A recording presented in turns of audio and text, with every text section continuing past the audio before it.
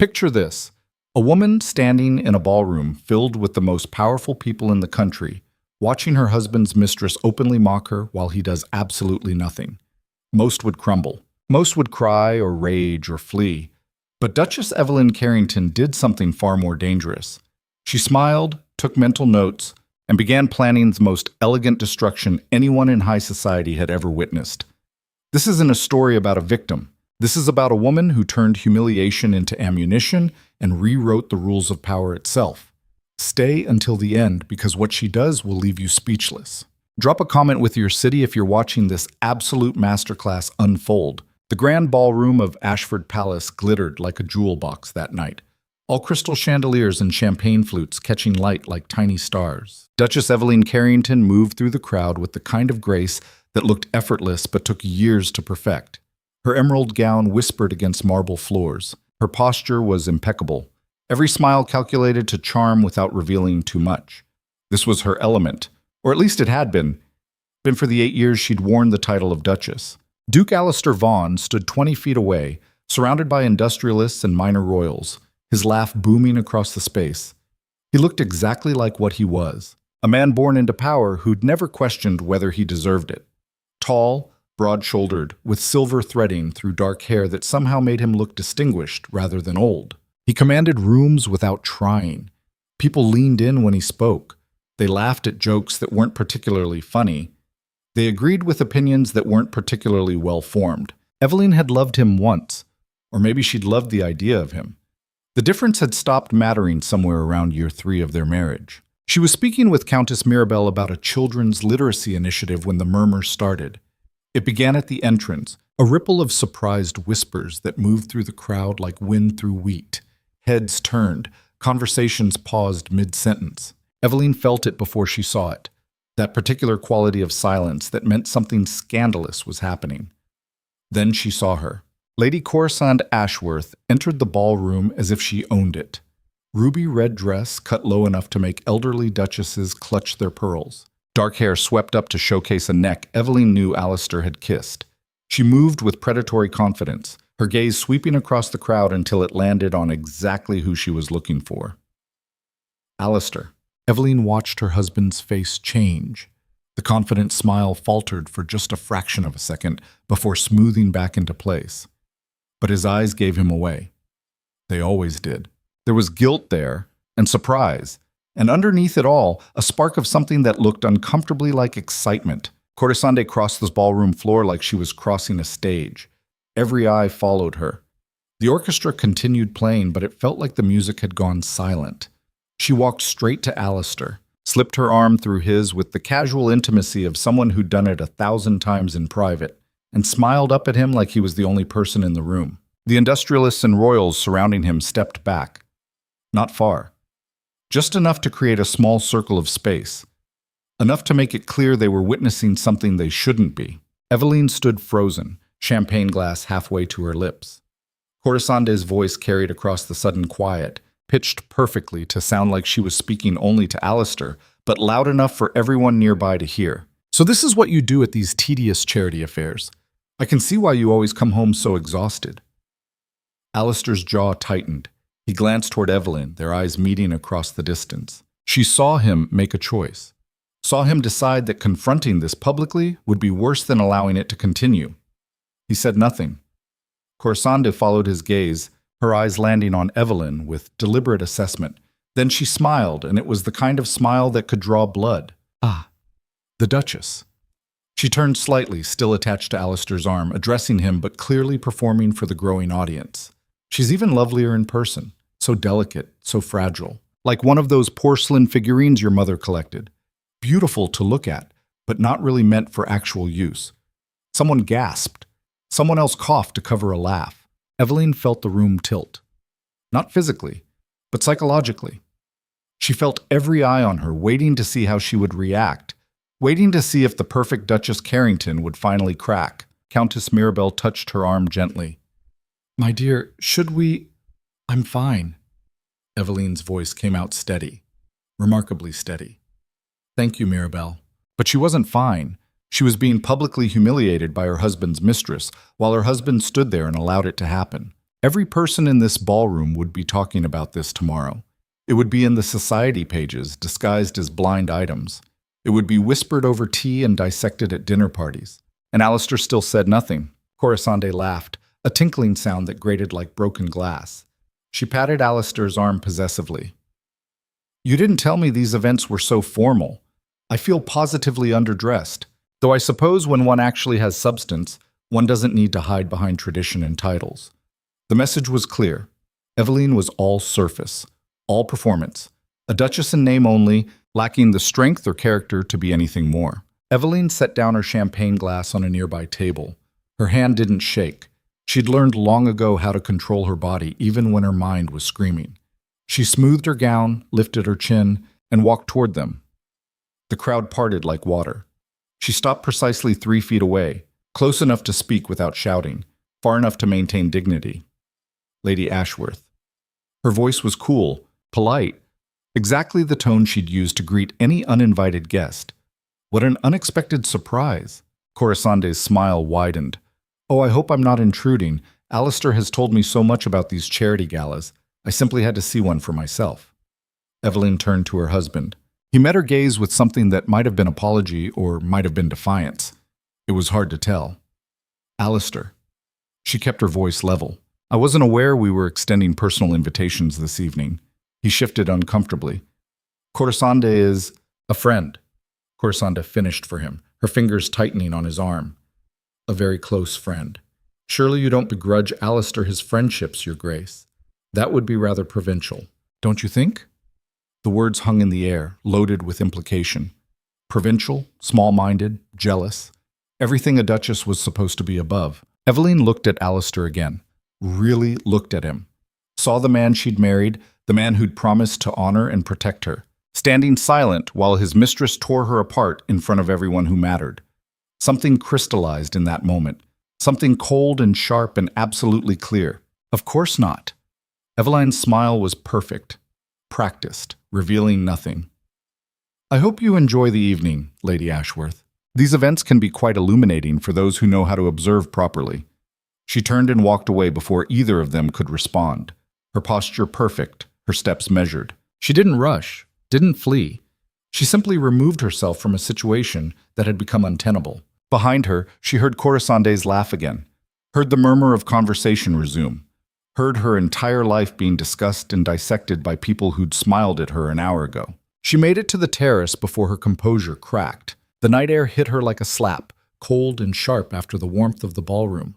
She gripped the stone balustrade, her knuckles white, and finally allowed herself to feel it. The humiliation, the rage, the bone-deep betrayal of watching the man she'd built a life with choose silence over defending her. Tears threatened, but she blinked them back. Crying accomplished nothing. Crying was what they expected. The fragile Duchess, shattered by the harsh reality of her husband's infidelity. No. She straightened, forcing her breathing to slow. Forced herself to think instead of feel. This wasn't just about infidelity. Affairs happened in their world. They were expected, even. Discretion was the only rule that mattered. But Corisande hadn't been discreet. She'd walked into the most important social event of the season and publicly claimed Alistair as her own. And he'd let her. That was the real message. Not that he had a mistress, but that his mistress mattered more than his wife. The glass doors behind her opened. She didn't turn, expecting Mirabelle or one of the other ladies coming to offer sympathy she didn't want. You handled that well. The voice was male, unfamiliar. Eveline turned to find a man she didn't recognize standing in the doorway, mid-40s perhaps, with steel-gray hair and sharp eyes that seemed to catalog everything they saw. His evening clothes were impeccable but understated, no decorations, no family insignia, nothing to indicate his rank or position. I'm sorry, do I know you? He smiled slightly. Theodore Blackwell. I handle certain legal matters for various noble families. Your father retained me once, years ago. A matter involving property boundaries in the northern estates. Eveline vaguely remembered something about that. A dispute with a neighboring landowner that had been resolved quietly and favorably. Mr. Blackwell. She nodded politely. Thank you for the compliment, though I'm not sure I deserve it. You do. He stepped onto the terrace, keeping a respectful distance. Most women in your position would have caused a scene. Tears, accusations, drama. You did the only thing that preserved any dignity at all. You left. And now everyone thinks I'm weak. Now everyone knows Corisande Ashworth is a vulgar climber with no sense of propriety. He tilted his head slightly. You'd be surprised how often patience is mistaken for weakness by people who lack the capacity for strategy. Something in his tone made Eveline look at him more carefully. This wasn't casual conversation. This was deliberate. Why are you telling me this? Because I've seen this pattern before.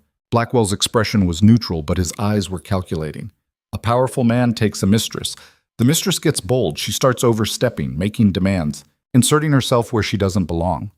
Eventually, she tries to replace the wife entirely. And if the wife isn't careful, she succeeds. Eveline's heart beat faster. And the wives who are careful, they remember that nobility isn't just about titles and parties. It's about law, property, contracts that were written when people understood that marriage in their world is a business arrangement as much as a romantic one. He paused. Your marriage contract, for instance. Did you read it carefully before you signed? 8 years ago seemed like a lifetime. She'd been 22, in love, thrilled to be marrying a duke. She'd signed what her father told her to sign. Not carefully enough, I suspect. Most people don't. Blackwell reached into his jacket and withdrew a card. But those contracts contain protections that most wives don't realize they have. Especially old family contracts, where the estates have been bound to the Duchess's position for generations. He held out the card. Eveline took it, her fingers brushing the heavy paper. If you ever want to understand exactly what your position entails, legally speaking, I'd be happy to review the documents with you. No charge. Consider it a professional courtesy to your father's memory. Why would you do that? He smiled, and for the first time it reached his eyes. Because I don't like watching bullies win, and because I have a feeling you're done being underestimated. He nodded once, turned, and disappeared back into the ballroom before she could respond. Eveline stood alone on the terrace, the card in her hand, her mind racing. Inside, the gala continued. Music played, people danced. Alistair probably had his arm around Corisande, showing her off like a trophy, while his actual wife stood in the cold. But something had shifted. That cold, sharp clarity she'd felt earlier was expanding, filling the spaces where hurt and humiliation had been. They thought she was fragile, decorative, provincial. They had no idea what she was capable of. She slipped Blackwell's card into her evening bag and walked back into the ballroom with her head high and her smile perfect. She danced with boring lords and made small talk with their wives. She laughed at appropriate moments and expressed interest in tedious charity projects. And she watched. She watched Corisande work the room, her hand possessively on Alistair's arm, her laugh too loud, her dress too revealing. She watched the older matrons exchange glances, their expressions ranging from scandalized to amused. She watched the younger women look between her and Corisande, mentally taking notes on who was winning this particular battle. She watched Alistair's face as the evening wore on, saw the moment his initial discomfort shifted into something else. Pride, maybe. Or vindication. Look what I have, his expression said. Look at this vibrant, passionate woman who chose me. Eveline committed it all to memory. Around midnight, Corisande made her exit. Dramatic, of course. She kissed Alistair on the cheek in full view of everyone, whispered something that made him smile, and swept out of the ballroom trailing perfume and scandal. Alistair stayed another hour, his duty as a patron requiring his presence until the official end. He didn't approach Eveline, didn't try to explain or apologize. He simply existed in the same space, as if nothing unusual had happened. When they finally left together, sitting in silence in the ducal carriage, he stared out the window while she stared at her hands. The silence stretched until it became unbearable. You didn't have to humiliate me like that. Her voice was quiet, but steady. He didn't look at her. I didn't humiliate you. She did. You allowed it. What was I supposed to do? 'Cause a scene? Throw her out bodily? That would have been worse. You could have asked her to leave, quietly, before she said a word. Now he turned, his expression defensive. She's going through a difficult time. Her husband is insufferable and her finances are precarious. I've been helping her, that's all. By letting her insult me in front of everyone we know? She didn't insult you. She was making conversation. Eveline laughed, and the sound was bitter. If you genuinely believe that, then you're either lying to me or to yourself. I'm not sure which is worse. His jaw tightened. You're overreacting. You always do this. You turn everything into a drama when it's perfectly innocent. There it was. The script he'd been using for months, maybe years. Her fault for being sensitive, her fault for not understanding, her fault for expecting basic respect. She turned away, looked out at the dark streets of the city passing by. Innocent, right, Evelyn. She didn't respond. She's nothing to you. Nothing that should concern you. Then why does she call you by your first name? Why does she touch you like she owns you? Why did you let her come tonight? Silence. The carriage rolled through the gates of Vaughan Manor, their ancestral estate on the edge of the city. 200 rooms, 50 acres of grounds, 8 generations of dukes looking down from oil paintings in the gallery. Home, except it didn't feel like home anymore. It felt like a prison with gilded bars. They separated in the entrance hall, Alistair heading to his study, Evelyn to her chambers. No good night, no acknowledgement of what had happened. She dismissed her maid, claiming exhaustion, and sat at her vanity still wearing the emerald gown. She looked at herself in the mirror. Same face she'd always had. Same green eyes, same pale skin, same delicate features that Corisande had mocked as fragile. Maybe she was fragile. Maybe 8 years of being the perfect Duchess, smoothing over problems and maintaining appearances, had made her weak. Or maybe she'd just been saving her strength for when it actually mattered. She pulled Blackwell's card from her bag and studied it. Theodore Blackwell, Esquire, specialist in estate law and noble contracts. An address in the legal district. Tomorrow. She'd call tomorrow, tonight she'd sleep. Except she didn't sleep. She lay awake until dawn, her mind turning over every moment of the gala, every word Corisande had said, every second of Alistair's silence. She thought about the marriage she'd imagined versus the marriage she had. She thought about power and how it was distributed in their world. She thought about the assumptions people made about duchesses, that they were decorative, passive, content to be beautiful and silent. She thought about Theodore Blackwell's words. Those contracts contain protections that most wives don't realize they have. As dawnlight crept through her windows, Evelyn made a decision. She would stop being the Duchess everyone expected. She would become the Duchess they feared. The next morning, Alistair was already gone when she came down for breakfast. His secretary informed her that the Duke had meetings in the city and wouldn't return until evening. Nothing unusual. Alistair's schedule was always packed with business matters, social obligations, and apparently now, time with his mistress. Evelyn took her coffee in the morning room and reviewed her own calendar. Charity board meeting, tea with the wives of Parliament members, a fitting for new gowns. The usual tedious round of Duchess duties that kept her busy and decorative. She canceled everything. Her secretary, Mrs. Pemberton, a woman who'd been with the family for 30 years, looked shocked. "All of it, Your Grace? All of it. Tell them I'm indisposed. A headache. They'll understand." Mrs. Pemberton hesitated. "The charity board meeting is rather important. They're voting on next year's budget allocations. Then they'll have to vote without me."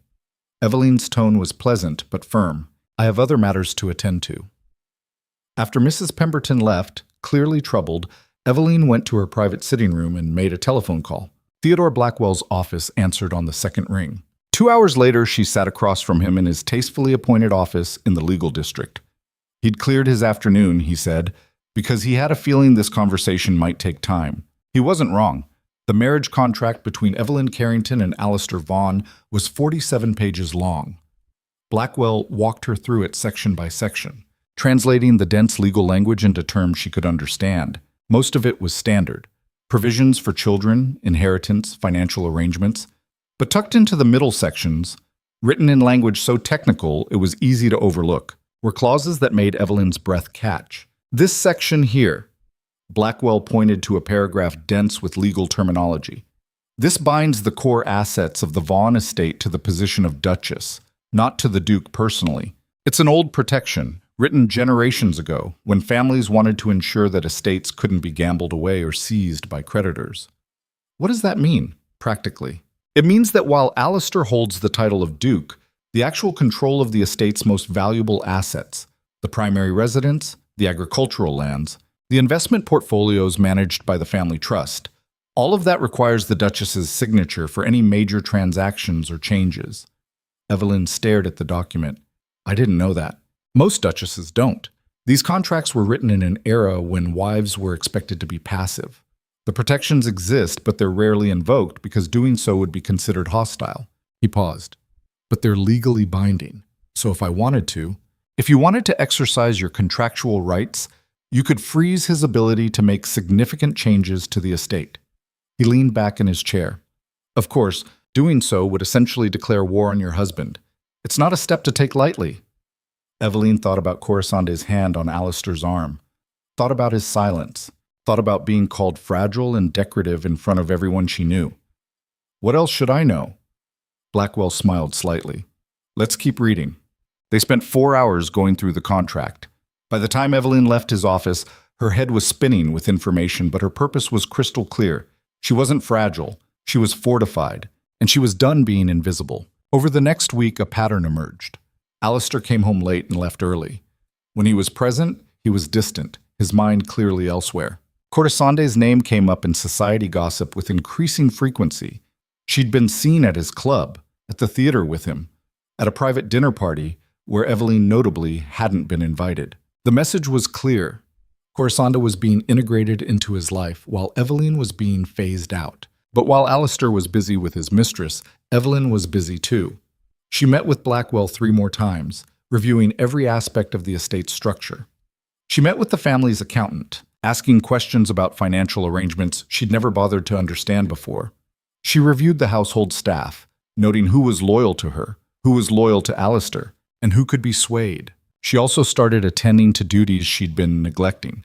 The charity board was surprised to see her return with renewed energy, asking detailed questions about fund allocation and effectiveness. The wives of parliament members found her suddenly interested in their husbands' work, asking insightful questions about pending legislation. She was building something, a foundation of knowledge, of connections, of leverage. And she was waiting. The explosion came 3 weeks after the gala. Evelyn was reviewing household accounts when Mrs. Pemberton knocked on her sitting room door, her face pale. "Your Grace, I'm afraid there's been a development." "What kind of development?" "The Duke has dismissed several of the senior staff, without consulting you, and he's hired replacements." Evelyn set down her pen carefully. "Who did he dismiss?" Mrs. Pemberton handed her a list: the head gardener, the chief housekeeper, 3 of the senior maids, 2 footmen, all people who'd been with the family for decades, all people who were loyal to Evelyn. And who did he hire? Staff recommended by Lady Ashworth. There it was. The next phase. Corisande wasn't content to be Alistair's mistress. She was positioning herself to be his Duchess, replacing Evelyn's people with her own, piece by piece. "Where's the Duke now? In his study?" Evelyn stood, smoothed her skirts, and walked through the manor with purpose. She didn't knock on Alistair's study door. She opened it and walked in. He looked up from his desk, surprised. "Evelyn, I'm in the middle of—" "You dismissed my staff." He had the grace to look uncomfortable. "They were inefficient. I was simply making necessary changes to improve the household's operation, without consulting me. I'm the Duke. I don't need to consult anyone about household decisions." Evelyn closed the door behind her and approached his desk. "Read the contract, Alistair." "What?" "Our marriage contract, the one you signed 8 years ago. Read it, specifically Section 12, Paragraph 4. He stared at her. "I don't have time for this. Make time." She placed a copy of the contract on his desk, already marked to the relevant section. "Read it now." He glanced down, his expression growing irritated as he scanned the dense legal text. His irritation slowly shifted to confusion, then to concern. "This can't be right. It's completely right. I had 3 different attorneys confirm it. The household staff, their hiring and dismissal, falls under the purview of the Duchess for any position held longer than 5 years. You just violated our marriage contract. That's ridiculous. No one enforces these archaic—" "I do." Her voice was steel. "Reinstate my staff by end of day, or I'll file a formal breach of contract with the family court." Alistair stood, his face reddening. "You can't be serious." "I've never been more serious." She met his gaze without flinching. "You've been replacing my people with Corisande's. Did you think I wouldn't notice? Did you think I'd just accept being erased from my own household? This isn't about Corisande. This is about efficiency and—" "Don't lie to me, Alistair. I'm done pretending I don't see what's happening." They stood on opposite sides of his desk, 8 years of marriage crumbling between them. "You're making a mistake." His voice was low, dangerous. You don't want to go to war with me. Evelyn smiled, and it was nothing like the practiced Duchess smile she'd perfected. This was real, raw. You already went to war with me. The moment you let her humiliate me in public and said nothing. The moment you started erasing me from our life together. I'm just finally fighting back. She turned and walked to the door. End of day, Alistair. Reinstate them or face the consequences. She left before he could respond, her heart pounding but her hands steady. The staff were reinstated, but the war had begun. And Eveline Carrington, the fragile Duchess everyone had underestimated, was just getting started. The morning after Alistair reinstated the staff, Eveline woke to find him already gone. No note, no explanation, just the cold indent in his side of the bed and the faint smell of his cologne lingering in the air like an accusation. She didn't care. She rose, dressed in a deep navy suit that made her look more like a businesswoman than a duchess, and took her breakfast alone in the morning room. Mrs. Pemberton brought the household accounts as requested, along with a stack of correspondence that had been piling up. Your Grace, the senior staff would like to express their gratitude for your intervention yesterday. Eveline looked up from the ledgers. Tell them gratitude isn't necessary. They earned their positions through years of loyal service. That shouldn't be something they have to thank me for defending. Mrs. Pemberton nodded, but there was something else in her expression. Concern, maybe. Or fear. What is it? The older woman hesitated. Lady Ashworth was here yesterday afternoon. While you were in town, she met with several of the new hires the Duke brought in before he was forced to let them go. What did she want? She was asking questions about the household operations. Who manages what? Who has authority over which decisions? She seemed particularly interested in the estate finances. Of course she was. Corisanda wasn't just trying to replace Eveline in Alistair's bed. She was trying to understand the mechanics of the duchy itself, looking for weak points she could exploit. Did she speak with anyone else? She attempted to access your private office, said the Duke had given her permission to review some documents. And? I informed her that your office remains locked, and only you hold the key. She wasn't pleased. Eveline smiled grimly. I imagine not. Thank you, Mrs. Pemberton. If she returns, you're to notify me immediately. She's not to be given access to anything without my direct approval. Understood, Your Grace. After Mrs. Pemberton left, Eveline sat back and considered the implications.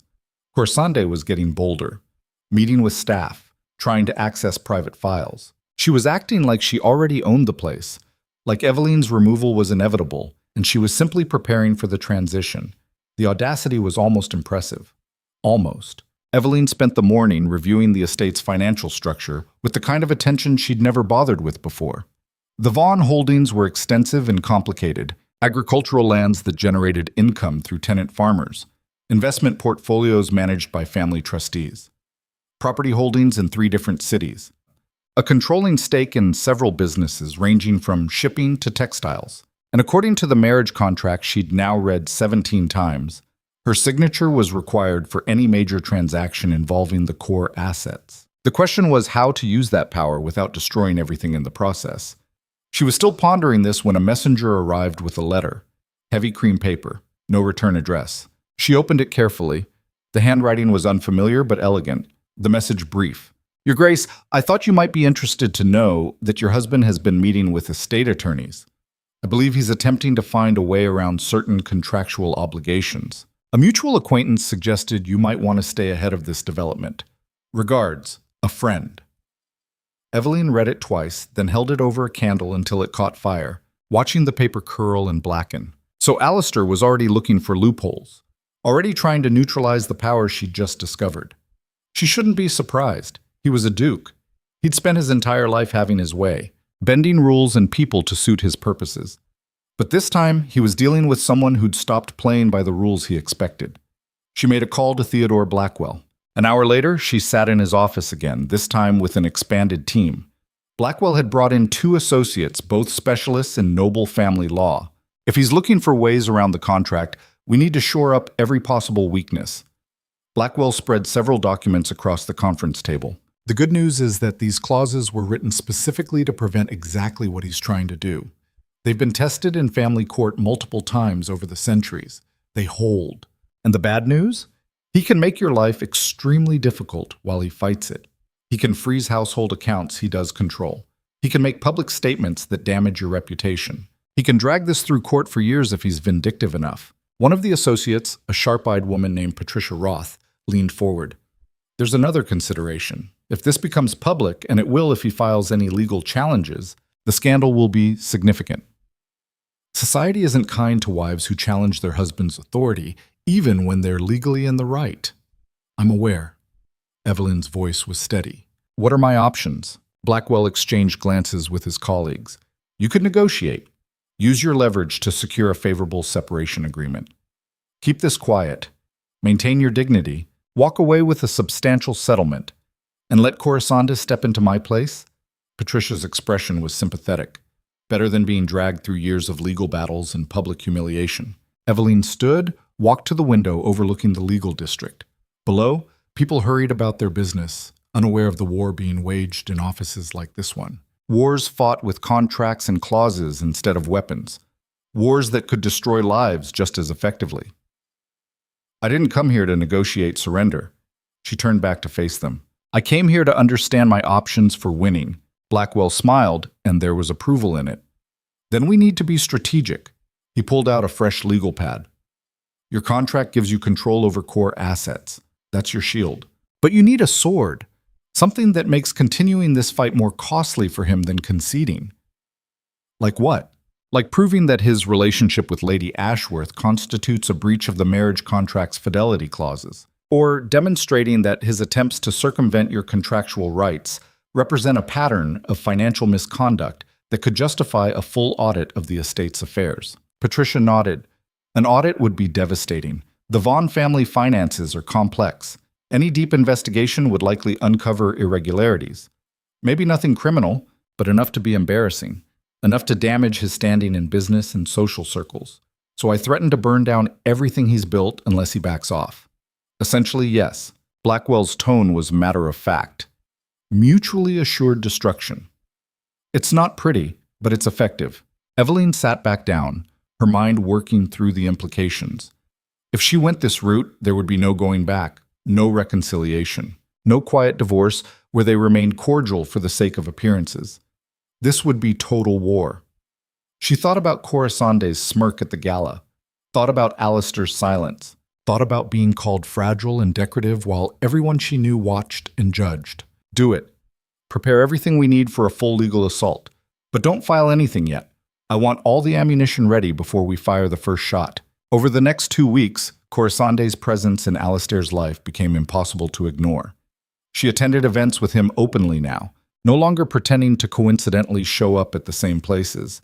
She wore dresses that cost more than most people earned in a year. She laughed at his jokes and touched his arm and played the role of Duchess in waiting with shameless confidence. And Alistair let her. Evelyn watched it unfold with clinical detachment, making notes of each public appearance, each time Corazonda overstepped the boundaries of propriety, building her case piece by piece. She also noticed other things. The way Corazonda's influence was spreading through Alistair's business dealings. Suddenly, he was investing in ventures Corazonda had connections to, making business decisions that benefited her friends, redirecting family resources in ways that seemed more about impressing his mistress than sound financial planning. It was reckless, and it was exactly the kind of pattern that would support claims of financial misconduct. Then came the council meeting. The Vaughn family operated under a governance structure established generations ago.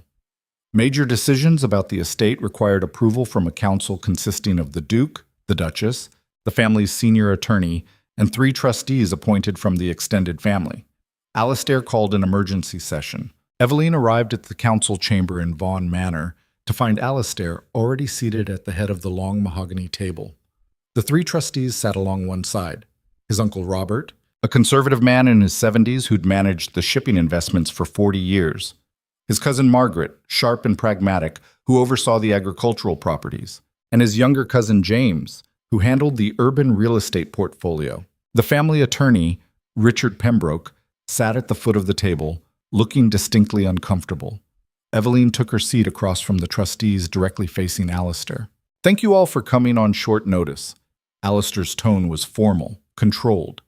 We have important matters to discuss regarding the future management of the estate. Margaret raised an eyebrow.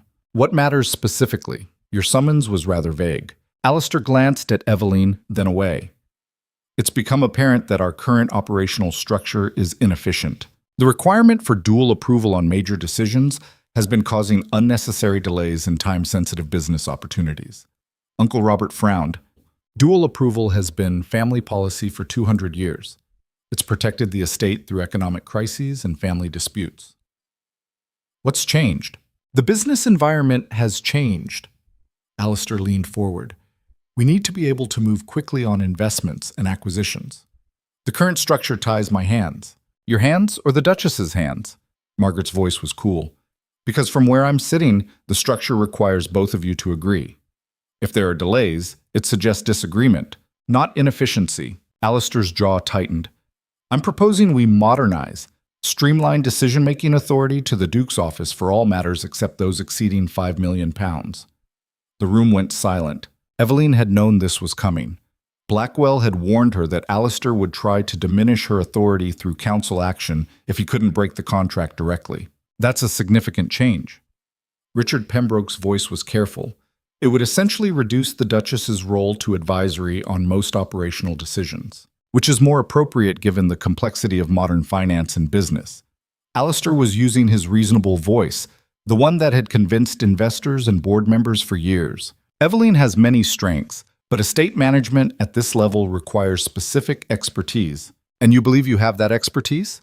Eveline spoke for the first time, her voice quiet but carrying across the room. Alistair met her gaze. I've been managing these affairs for 8 years, with my signature on every major decision. She didn't raise her voice, didn't need to. Every sale, every acquisition, every significant investment has required both of us to approve it. That's not advisory, that's co-management, as the contract specifies. James shifted uncomfortably. Perhaps we should review what prompted this proposal. Have there been specific instances where the dual approval caused problems? Alistair hesitated, just long enough for Eveline to know he didn't have good examples. There have been several opportunities in the shipping sector that required rapid capital deployment. By the time I could get the necessary approvals, the window had closed. What opportunities? Margaret's tone was sharp. I oversee the agricultural side, but I receive summaries of all major proposals. I don't recall seeing anything time-sensitive in shipping recently. They were preliminary discussions. Alistair's composure was slipping. Not formal proposals yet.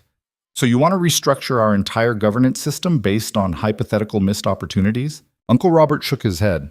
That seems premature. Alistair stood abruptly. This isn't about 1 or 2 instances. It's about the principle. I am the Duke of Vaughan. The estate is my responsibility, my legacy to manage. Having to constantly defer to your wife? Eveline stood as well, her voice still calm but with an edge now. To the person you made legal commitments to when we married? To the contract your ancestors wrote specifically to prevent dukes from making reckless decisions without oversight? This isn't reckless. I'm trying to protect our family's interests by concentrating all power in your hands while simultaneously installing your mistress as an unofficial advisor. The words landed like a bomb. Uncle Robert's eyes widened. Margaret sat back, her expression calculating. James looked between Alistair and Eveline like he wanted to disappear. Richard Pembroke cleared his throat. Perhaps we should... No. Eveline didn't look away from Alistair. Let's be honest about what this is really about. My husband wants to restructure the estate's governance to sideline me because I'm inconvenient to his plans. Plans that increasingly involve Lady Corisande Ashworth, who has been systematically inserting herself into family business despite having no legal standing whatsoever. That's absurd. Alistair's face was red. Corisande has nothing to do with this. Doesn't she? Eveline pulled a folder from her briefcase and slid it across the table to the trustees. These are records of business decisions made in the last 3 months. Notice the pattern. Investments in companies where Lady Ashworth has connections. Charitable donations to causes she champions. A rather substantial loan to her brother's failing textile business. Margaret picked up the folder, started reading. Her expression grew colder with each page. You've been investigating me? Alistair's voice was dangerous. I've been doing my job as Duchess, protecting the estate from poor decisions driven by personal entanglements rather than sound business judgment. Those investments are all legitimate. They're all conflicts of interest. Eveline remained standing, her posture perfect. and they all violate the ethical guidelines this council established precisely to prevent family members from using estate resources for personal benefit. Uncle Robert was reading over Margaret's shoulder now, his frown deepening. Alistair, is this accurate? You loaned £300,000 to Charles Ashworth. It's a secured loan. He'll pay it back. His business is bankrupt. Margaret's voice was ice. This is a gift disguised as a loan, and you know it. Alistair's hands clenched into fists. You're all turning on me because of her accusations? I've managed this estate successfully for 8 years, with oversight. James finally spoke, his voice quiet. The dual approval system exists for exactly this reason, to prevent any one person, even the Duke, from making decisions that benefit themselves personally at the estate's expense. I'm not benefiting myself. No. Evelyn's voice cut through. You're benefiting your mistress, which is arguably worse because it shows you're willing to compromise the family's interests for someone who has no legal claim to anything we've built. The silence that followed was suffocating. Richard Pembroke finally spoke. I think we need to table this proposal until there's been a more thorough review of recent financial decisions, and perhaps a broader conversation about governance that doesn't happen in the heat of current tensions. Agreed. Margaret closed the folder with a snap. Alistair, I'm calling for a full financial audit. Nothing accusatory, just standard due diligence given the scope of changes you're proposing. An audit? Alistair looked around the table, realizing he'd lost them. That's completely unnecessary. It's completely standard. Uncle Robert's tone allowed no argument. If you're asking us to change 2 centuries of policy, we need to be certain the estate's current financial position justifies that change. This is ridiculous. You're treating me like a criminal in my own house. We're treating you like a duke who needs to be accountable to his family and his legacy. Margaret stood. I vote for the audit. All in favor? 3 hands went up. Only Alistair's and his own remained down. The motion carries. Richard made a note. I'll engage the auditors this week. Alistair stared at Evelyn across the table, and the look in his eyes was pure hatred. You're going to regret this. She met his gaze without flinching. Perhaps. But not as much as you'll regret underestimating me. The council adjourned in tense silence. The trustees filed out, avoiding eye contact with either of them. Richard Pembroke gathered his papers quickly and escaped. Evelyn stood alone in the chamber with Alistair, the mahogany table between them like a battlefield. You've destroyed everything. His voice was low, shaking with rage. Do you understand what you've done? That audit will turn over every stone, expose every decision, make me look incompetent in front of the entire family. Then perhaps you should have made better decisions. I made strategic choices, calculated risks. That's what leaders do. Leaders don't risk their family's fortune to impress their mistresses. She started gathering her own papers. And they don't try to strip their wives of legal protections because those wives become inconvenient. You think you've won something here? Alistair came around the table, stopping a few feet away. All you've done is ensure that everyone will know our marriage is a sham, that we can't even agree on basic operational matters. The scandal will destroy both of us. I'm willing to accept that cost. Are you? He stared at her, this woman he'd married 8 years ago. The quiet, graceful girl who'd smiled at all his jokes and deferred to his judgment. Where had she gone? When had she become this stranger who looked at him with cold calculation instead of affection? Corisande was right about you. His voice was bitter. You're not strong enough for this world. You're just vindictive. Evelyn smiled, and it was the saddest expression she'd ever worn. If that's what you need to believe, go ahead, but we both know the truth. You broke our marriage the moment you decided she mattered more than I did. Everything that happens now is just consequence. She walked out, leaving him alone in the council chamber surrounded by generations of family portraits, all of them seeming to judge his choices. The audit began 3 days later. A team of forensic accountants descended on the estate, requesting files, interviewing staff, tracking every transaction of significance from the past 3 years. It was invasive and thorough, and exactly what Evelyn had known would happen when she forced the council's hand. Alistair became a ghost in his own house, spending more time at his club or with Corisande than at Vaughan Manor. When he was home, he avoided Evelyn completely, communicating through staff or written notes. She didn't care. She had her own work to do. Theodore Blackwell and his team had prepared a comprehensive legal strategy. If the audit revealed what they suspected, If Alistair had truly been as reckless as the evidence suggested, they would have grounds for far more than just protecting her contractual rights. They would have grounds for a complete restructuring of the estate's management. But there was a cost to all of this that Evelyn hadn't fully anticipated. The social fallout. Invitations dried up. Women who'd been friendly became distant. Men who'd always greeted her warmly now avoided eye contact.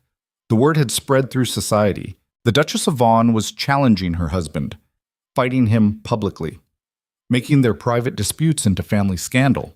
In their world, that was unforgivable. She attended a charity luncheon where the hostess seated her at the farthest table from the main group. She endured whispered conversations that stopped when she approached. She smiled through pitying looks from women who thought she was destroying herself over wounded pride. Only a few remained loyal. Countess Mirabelle still took tea with her. Margaret, surprisingly, called to offer quiet support. And Mrs. Pemberton ran the household with fierce dedication, making sure Evelyn wanted for nothing, even as the staff sensed the growing tension. Then the first audit results came back. Blackwell called her to his office on a gray afternoon in late autumn. The trees outside were bare, stripped of their leaves, looking as stark and vulnerable as Evelyn felt. He wasn't alone. Patricia Roth was there, along with the lead auditor, a meticulous man named David Chen. Tell me. Evelyn sat down, her hands folded in her lap. Chen opened a thick binder. We found significant irregularities. Nothing outright illegal, but patterns of financial decisions that prioritize personal relationships over estate interests. How significant? He slid a summary page across the desk.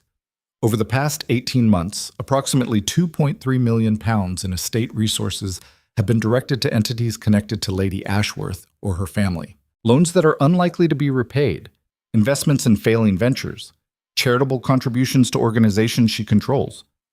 Evelyn read the numbers, her stomach churning. That's more than I expected. There's more. Patricia leaned forward. Several of these transactions bypassed normal approval processes. Your signature appears on some of the documents, but the timing suggests they may have been signed under false pretenses. Meaning you may have been told these were routine approvals when they were actually funding his mistress's lifestyle and covering her family's debts. The room tilted. Evelyn gripped the arms of her chair. He forged my signature? Not exactly. Chen's tone was careful. But he may have misrepresented what you were signing. We'd need to interview you about specific documents to be certain. They spent 2 hours going through transactions. Each one made Evelyn's anger burn hotter. Papers she'd signed thinking they were standard operating expenses. Approvals she'd given based on Alistair's verbal summaries that turned out to be incomplete or misleading. He'd been stealing from his own estate to fund Corasande's extravagant lifestyle, using Evelyn's authority without her knowledge to cover his tracks. What are my options? Blackwell's expression was grim. With this evidence, you could pursue criminal fraud charges. He deliberately deceived you to obtain your signature on financial documents. That's a crime. Would it hold up in court? Probably. But it would be a brutal trial. Everything would become public. Every detail of his affair, your marriage, the family finances, the scandal would be enormous. And if I don't pursue charges, you still have grounds for complete removal of his management authority. The council would have no choice but to transfer operational control to you or to a third-party trustee. He'd retain the title but lose all practical power over the estate. Evelyn stood, walked to the window. Outside, people went about their ordinary lives, going to work, meeting friends, worrying about normal things like what to make for dinner or whether it might rain. She envied them. I need time to think. Of course. Blackwell stood as well. But, Evelyn, you should know that this information won't stay contained forever. If we found it, others will too. Eventually someone will leak it, or Alistair will realize we have it. You need to decide how you want to control the narrative before it controls you. She nodded, took the summary page and left. The drive back to Vaughan Manor felt longer than usual. The weight of what she'd learned pressed down on her like physical force. Alistair hadn't just betrayed her romantically. He'd betrayed her legally, financially, systematically. He'd used her, lied to her, stolen from their shared legacy to buy the affection of a woman who saw him as nothing more than a means to wealth and status. And the worst part? She'd let it happen. She'd been so focused on being the perfect Duchess, on maintaining appearances, on not making waves, that she'd signed whatever he put in front of her without asking questions. Never again. She arrived home to find Corasande's carriage in the drive. Of course, Evelyn entered through the main doors to find them in the drawing room. Corisande was holding court like she owned the place, showing off a new necklace to several of the newer staff members who didn't know better than to fawn over her. Alistair stood nearby, watching with obvious pride. They both looked up when Evelyn entered. Corasande's smile was triumphant. "Your Grace, how lovely. We were just discussing the upcoming winter ball. I've been helping Alistair plan it since you've been so occupied with other matters." The winter ball was the Vaughan family's signature social event. 300 guests, a full orchestra, the debut of debutantes, and the sealing of business deals. It was the Duchess's responsibility to organize, a tradition going back generations. Evelyn looked at Alistair. "You're letting her plan our family's ball?" He had the grace to look uncomfortable. "You haven't started any preparations. Someone needed to take charge." "I've been busy with the audit. The audit you necessitated through your financial recklessness." Corisande laughed. "Oh, that tiresome audit. Honestly, must you make everything so complicated?" Alistair was simply being generous, helping people in need. There's no crime in kindness. Evelyn walked further into the room, her eyes never leaving Corisande's face. Kindness would be helping strangers. What Alistair did was funnel over £2 million of family money to you and your connections. That's not kindness. That's embezzlement dressed up in pretty lies. The color drained from Corisande's face. "I don't know what you're implying." "I'm not implying anything. I'm stating facts." Evelyn pulled the summary page from her bag and handed it to Alistair. The auditors finished their preliminary report. "You might want to read it before you continue planning any balls." Alistair took the paper, his hands shaking slightly as he scanned the numbers. Corisande moved closer to him. "What is she talking about?" He didn't answer. Couldn't. The evidence was right there in black and white. Evelyn addressed Corisande directly. "Every gift Alistair gave you, every loan to your family, every investment in your friends' businesses, it all came from the estate. Money that wasn't his alone to give. Money that required my approval, which he obtained through deception." "That's absurd." Corisande's voice was shrill now. Alistair would never... Alistair has done a lot of things I wouldn't have believed possible 6 months ago. Evelyn's voice was ice. "But here we are. This is your fault." Corisande pointed at her, all pretense of civility gone. "You drove him to this with your coldness, your inability to be a real wife to him. He needed warmth, passion, someone who actually appreciated him. And you needed money. Don't pretend this was about love." Evelyn stepped closer. "You saw a wealthy man going through a rough patch in his marriage, and you pounced. You manipulated him, used him, and helped yourself to his family's fortune. The only question is whether you'll face legal consequences or just social ones. You can't prove any of this. I have bank records, signed documents, testimony from accountants and attorneys. I can prove all of it." Corisande looked at Alistair, waiting for him to defend her, to call Evelyn a liar, to fix this. He said nothing. The moment stretched out, painful and raw. "Alistair." Corisande's voice cracked. "Tell her she's wrong." He finally looked up from the audit summary, his face ashen. "I need you to leave." "What?" "You need to leave. Now." He wouldn't meet her eyes. "This has gotten too complicated." Corisande stared at him in disbelief. "You're choosing her? After everything we've shared, everything I've done for you? You've done nothing for me except spend my money and damage my reputation." His voice was hollow. "I was a fool, and you took advantage of that. Now leave before this gets worse." The transformation in Corisande was instant. The seductive mistress vanished, replaced by something cold and calculating. "Fine." Her voice dripped venom. "But you're both going to regret this. I have letters, gifts, promises you made. I'll make sure everyone knows exactly what kind of man you are and what kind of frigid shrew drove you to me. Do your worst." Evelyn's voice was calm. "Because I have something you don't. Legal standing. Whatever damage you try to do, I'll survive. Can you say the same?" Corisande's eyes narrowed. "You think you've won? You'll be known as the Duchess who destroyed her own husband. Society will exile you both. No one will respect a woman who tears down her own house out of spite. Then I'll build something new." Evelyn smiled, and it was genuine. "Something that doesn't require lying to myself about who my husband is or what my marriage has become." Corisande looked between them one last time, realized she'd truly lost, and swept out of the room with what dignity she could muster. The front door slammed moments later. Her carriage pulled away. Silence filled the drawing room. Evelyn and Alistair stood on opposite sides of the space that had once been their shared home and now felt like enemy territory. So what happens now? Alistair's voice was defeated. Now you face the consequences of your choices. Evelyn folded the audit summary carefully. The council will remove you from operational control of the estate. You'll keep your title, your name, your place in society. But the power? That's done. And us? There is no us. There hasn't been for a long time. We just finally stopped pretending. He nodded slowly, like he'd known this was coming, but hoped he'd be wrong. For what it's worth, I never meant for any of this to happen. I didn't plan to fall for her or to lose myself in... Don't. Evelyn held up a hand. Don't make excuses or ask for understanding. You made your choices. Own them. She turned to leave, then paused at the door. The winter ball is canceled. I'll be filing for formal separation next week. You should speak with your own attorneys. Then she walked out, leaving him alone in the drawing room with nothing but the consequences he'd earned and the empire he'd lost through his own arrogance. And somewhere deep inside, beneath the pain and anger and betrayal, Evelyn felt something she hadn't felt in years. Freedom. The point of no return had been crossed, and there was no going back to who they'd been, only forward to whatever came next. The separation papers arrived at Vaughan Manor on a cold November morning, delivered by courier in a plain envelope that somehow felt heavier than its actual weight. Evelyn signed for them herself, standing in the entrance hall while frost covered the windows like lace. Mrs. Pemberton hovered nearby, her face etched with concern, but said nothing.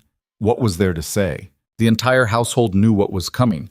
The staff whispered about it in corridors. The trustees discussed it in hushed tones. Society was already sharpening its knives, preparing to dissect the scandal that would inevitably follow.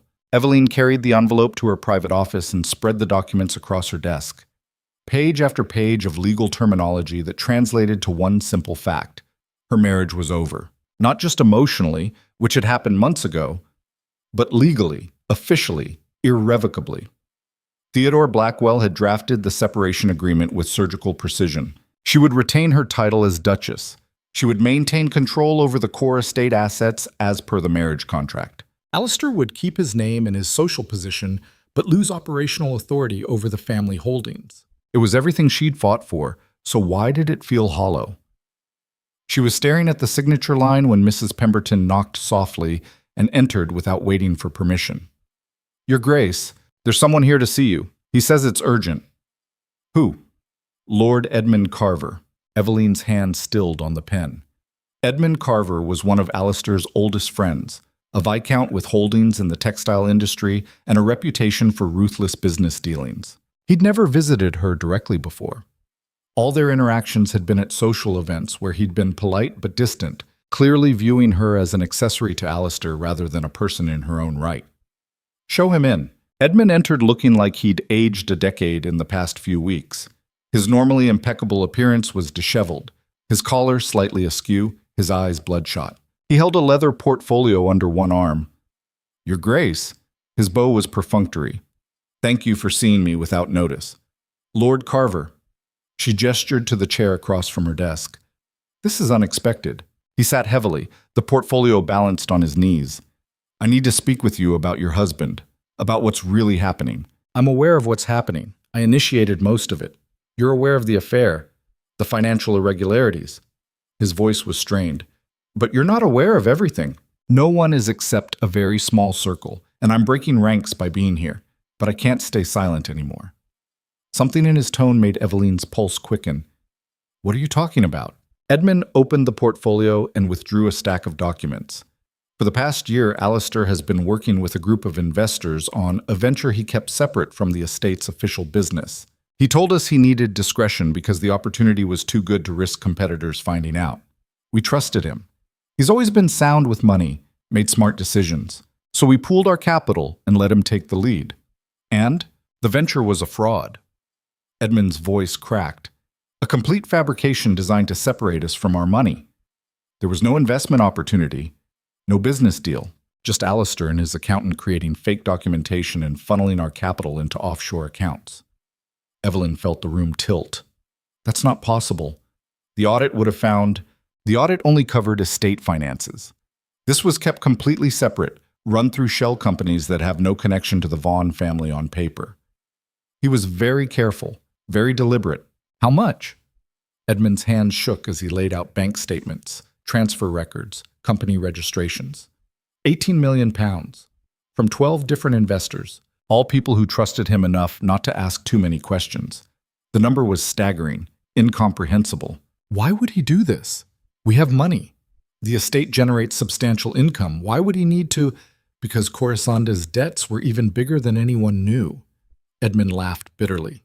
Her late husband left her with massive gambling losses, creditors who aren't the patient sort. She's been using Alistair to cover them, and when the estate money wasn't enough or wasn't accessible quickly enough, he created this scheme to generate cash flow. So everything was for her. Not just the smaller amounts we found in the audit. Everything. Everything. Edmund's expression was haunted, and now the investors are starting to ask questions. We were told the returns would come in 6 months. That timeline passed 3 weeks ago.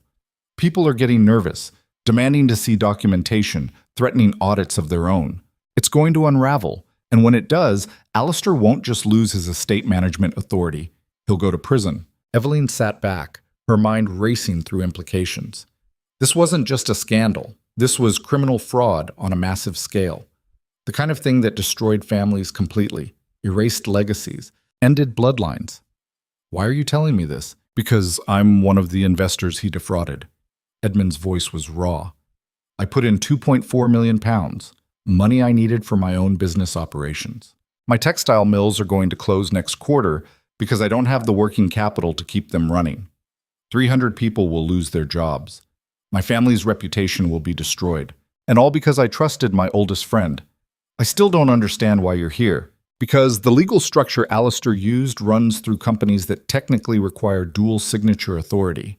He forged your name on the incorporation documents, on the bank accounts, on the transfer authorizations. He made it look like you were a partner in this scheme. The words hung in the air like poison gas. He framed me? Not intentionally at first, I don't think. He probably just needed your signature to give the venture legitimacy. But as it spiraled, as the amounts grew larger, he made sure your name was everywhere. So when this collapses, and it will collapse very soon, you won't just be the wronged wife, you'll be a co-conspirator. Evelyn stood abruptly, walked to the window. Outside, gardeners were preparing the grounds for winter, covering delicate plants, draining fountains. Normal work, normal concerns, a world away from the nightmare unfolding in this office. What evidence do you have? Edmund laid out more documents, company registrations with her forged signature, bank account applications, transfer authorizations, all of it bearing her name in handwriting that looked close enough to hers that most people wouldn't question it. The sophistication was chilling. Alistair hadn't just committed fraud. He'd built a trap that would catch her when it sprung. There's something else. Edmund's voice dropped. Corisande knows. She's been helping him create backup documentation, insurance policies in case things went wrong. She has letters, recordings of conversations where you supposedly approved various aspects of the scheme. All fabricated, but convincing enough to create reasonable doubt about your innocence. So if I expose Alistair, she exposes me. Exactly. It's mutually assured destruction, except you're the one who actually has something to lose. Alistair is already socially ruined by the affair and the audit. He has nothing left to protect. But you've built yourself up as the wronged party, the dutiful Duchess fighting against corruption. If evidence emerges that you were involved in defrauding investors, that narrative collapses completely. Evelyn pressed her forehead against the cold glass. The audacity of it was almost impressive. Alistair had spent months letting her think she was winning, letting her build her legal case and moral high ground, all while constructing a framework that would destroy her the moment she pushed too hard. This realization hit her with physical force. She'd been so focused on the contract, on the estate management, on protecting her legal rights, that she'd missed the larger game being played. The affair with Corisande wasn't just about passion or ego. It was a distraction, a way to keep Evelyn's attention on the personal betrayal while the financial crimes happened in the background. And she'd played right into it. Why are you risking yourself to tell me this? If you're one of the defrauded investors, helping me doesn't get your money back. Edmund stood, his portfolio empty now, all its secrets spilled across her desk. Because I want Alistair to face consequences, real consequences. And if you go down with him, the focus will split. It'll become a story about a corrupt Duke and Duchess, partners in crime. But if you're clearly a victim, if the evidence shows he manipulated and used you, then the full weight of justice lands on him alone. You want me to be your weapon. I want us both to survive this. His expression was desperate. I have proof that your signatures were forged. Handwriting analysis that I paid for privately. Testimony from the document expert who says the timelines don't match your known whereabouts. But I can only use it if you're willing to fight. If you decide to protect Alistair out of some misguided loyalty or fear of scandal, then we all go down together. Evelyn turned from the window. Show me everything. They spent the next 4 hours dissecting the fraud. Edmund had done his homework. He had the original incorporation documents with her forged signature alongside samples of her real handwriting. He had email communications between Alistair and his accountant discussing how to replicate her signature style. He had bank records showing transfers made at times when Evelyn was documented to be elsewhere, at charity events or council meetings, with dozens of witnesses. The case was airtight. Alistair had committed fraud, forgery, and embezzlement on a scale that would shock even the most jaded financial prosecutors.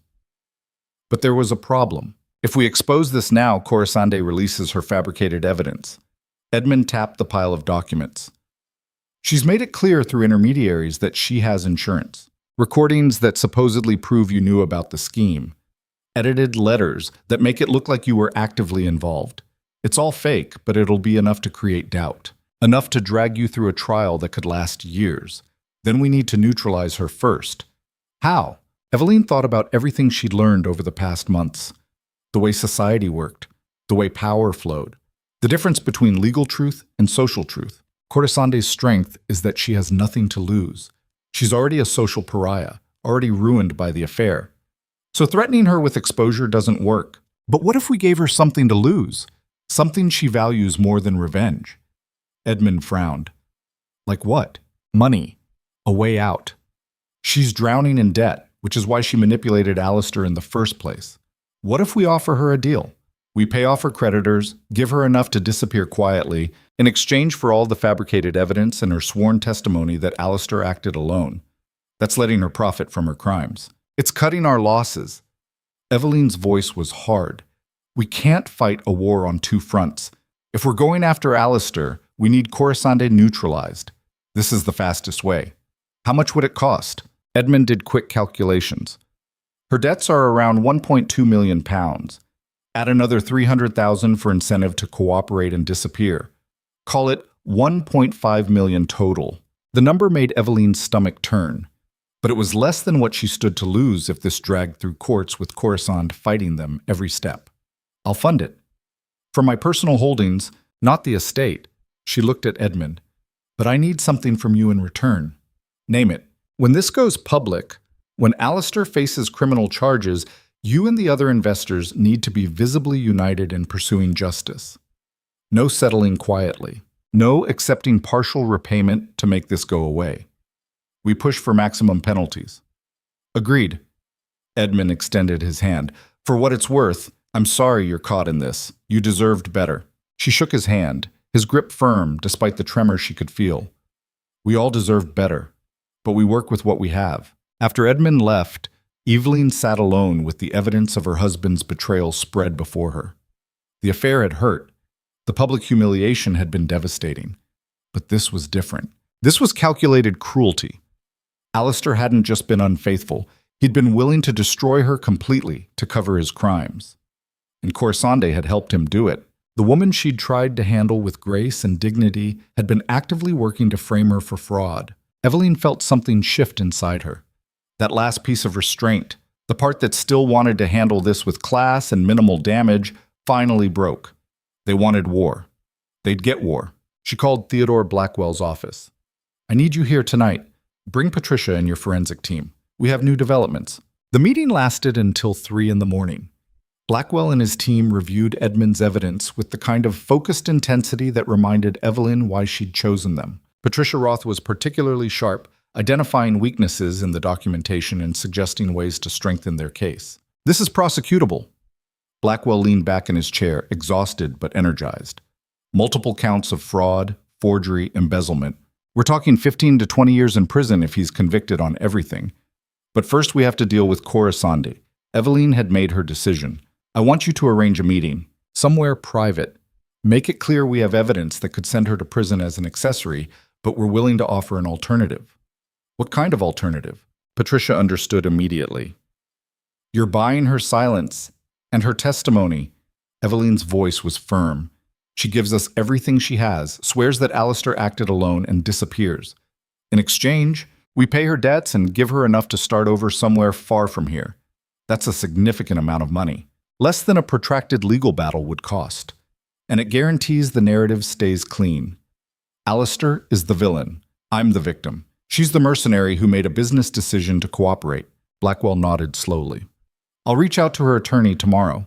But Eveline, you should prepare yourself for the possibility that she won't take the deal. Some people would rather burn everything down than walk away quietly. Then we'll deal with that when it happens. But we make the offer first. The meeting with Corisande was arranged for 3 days later at a neutral location, a private room in a hotel neither of them frequented. Eveline arrived with Theodore Blackwell and Patricia Roth. Corisande came alone, which told Eveline everything she needed to know about the woman's current situation. No attorney, no support. Just a desperate woman trying to bluff her way through with nothing but fabricated evidence and borrowed time. Corisande looked different than she had at the gala. The glamour was gone, replaced by something harder and more brittle. Her dress was still expensive but slightly worn. Her makeup was perfect but couldn't quite hide the strain around her eyes. They sat across from each other at a conference table, the city lights glittering through floor-to-ceiling windows behind them. You wanted to meet. Corisande's voice was sharp. So talk. We're here to offer you a way out. Eveline kept her tone neutral. We know about the fraud. We know Alistair used forged documents with my signature to defraud investors. We know you helped him create fabricated evidence to implicate me as a co-conspirator. Corisande's expression didn't change. Prove it. Patricia slid a folder across the table. Handwriting analysis. Timeline documentation. Email records between Alistair and his accountant. We have everything we need to demonstrate that my signatures were forged and that you assisted in creating the false narrative. Corisande opened the folder, scanned the contents. Her jaw tightened, but she said nothing. We also know about your debts. Blackwell's voice was clinical. The creditors your late husband left you with. The ones Alistair was helping you manage. The ones that motivated all of this. So what? Corisande closed the folder. You have evidence? I have evidence. We both end up in court for years while lawyers get rich, and the scandal destroys everyone involved. Unless you take our offer. Eveline leaned forward. We pay your debts in full.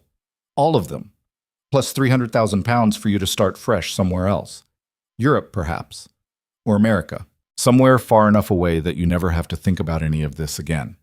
And in exchange, you give us everything. All the recordings, the edited letters, whatever fabricated evidence you and Alistair created. You provide sworn testimony that he acted alone and that you were manipulated as much as I was. Then you disappear. Corisande laughed, but there was no humor in it. You want me to betray Alistair and take money to go away quietly. That's your offer? Yes. The silence stretched out, brittle, intense. Why would I trust you? Corisande's eyes narrowed. You could pay me, get the evidence, then have me arrested anyway. We could.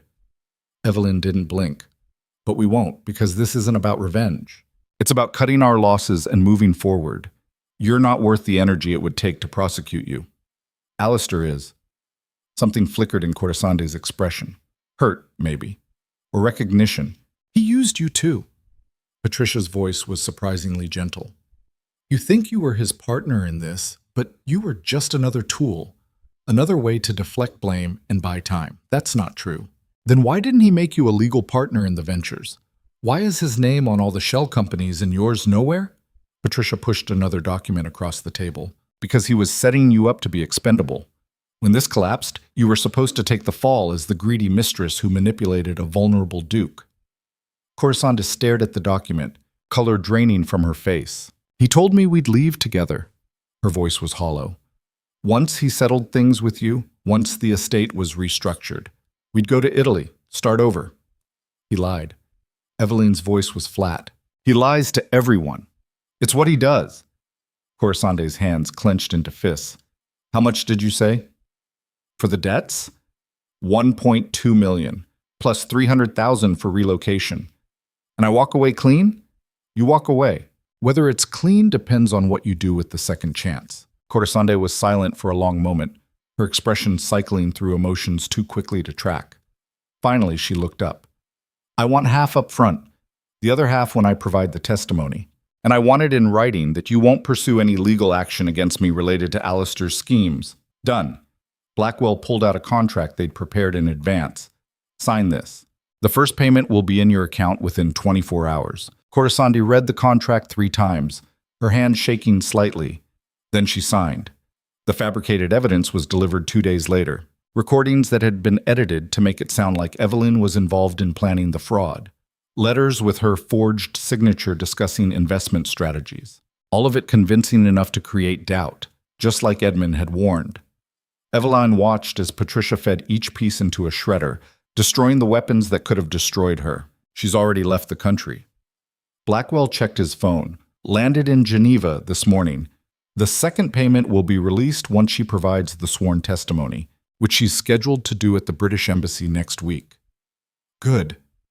Eveline felt nothing, no satisfaction, no relief, just the cold calculation of a problem solved. Now comes the hard part. Patricia looked at her seriously. We go public with the fraud allegations, we file criminal complaints, and we let Alistair face the consequences. When? Tomorrow morning. I've already coordinated with Edmund and the other investors. We'll hold a joint press conference laying out the facts. By noon, this will be the only story anyone is talking about. Eveline nodded. Do it. That night, she couldn't sleep. She lay in bed in her chambers at Vaughan Manor, staring at the ceiling, thinking about how drastically her life had changed in a few short months. She'd gone from dutiful Duchess to wounded wife to avenging force. And tomorrow, she would complete the transformation into something else entirely. The woman who destroyed a duke. The house was quiet around her. Most of the staff had already left, sensing the coming storm and wanting distance from it. Only the most loyal remained, Mrs. Pemberton among them, preparing for whatever came next. Around 3 a.m, Eveline heard footsteps in the hall. Her door opened without warning. Alistair stood there, backlit by the corridor lights, swaying slightly. Drunk, she realized, profoundly drunk. You think you've won. His words slurred together. You think you've beaten me. She sat up, pulling her robe around her shoulders. How did you get in here? This wing is locked. It's my house. He stumbled into the room. My estate, my legacy. You can't take it from me. I already have. Her voice was calm. Tomorrow the world finds out what you've done. The fraud. The forgery. All of it. You can't prove anything. Corazonde has evidence that you were involved, that we did this together. Corazonde took a deal. She's testifying against you in exchange for immunity. Eveline watched his face crumble. Everything she had is now evidence against you, not me. Alistair grabbed the bedpost for support. You paid her off. You bought her. I gave her a better option than going to prison for your crimes, which is more than you ever did for her. He laughed, a broken sound. I loved her. I gave her everything. You gave her stolen money. You gave her lies. You gave her a fantasy that was never going to last. And what did I give you? His voice turned bitter. 8 years of my life. A title. A position. Everything a woman could want. You gave me a performance. A marriage that looked perfect on the surface while it rotted underneath. But that's over now.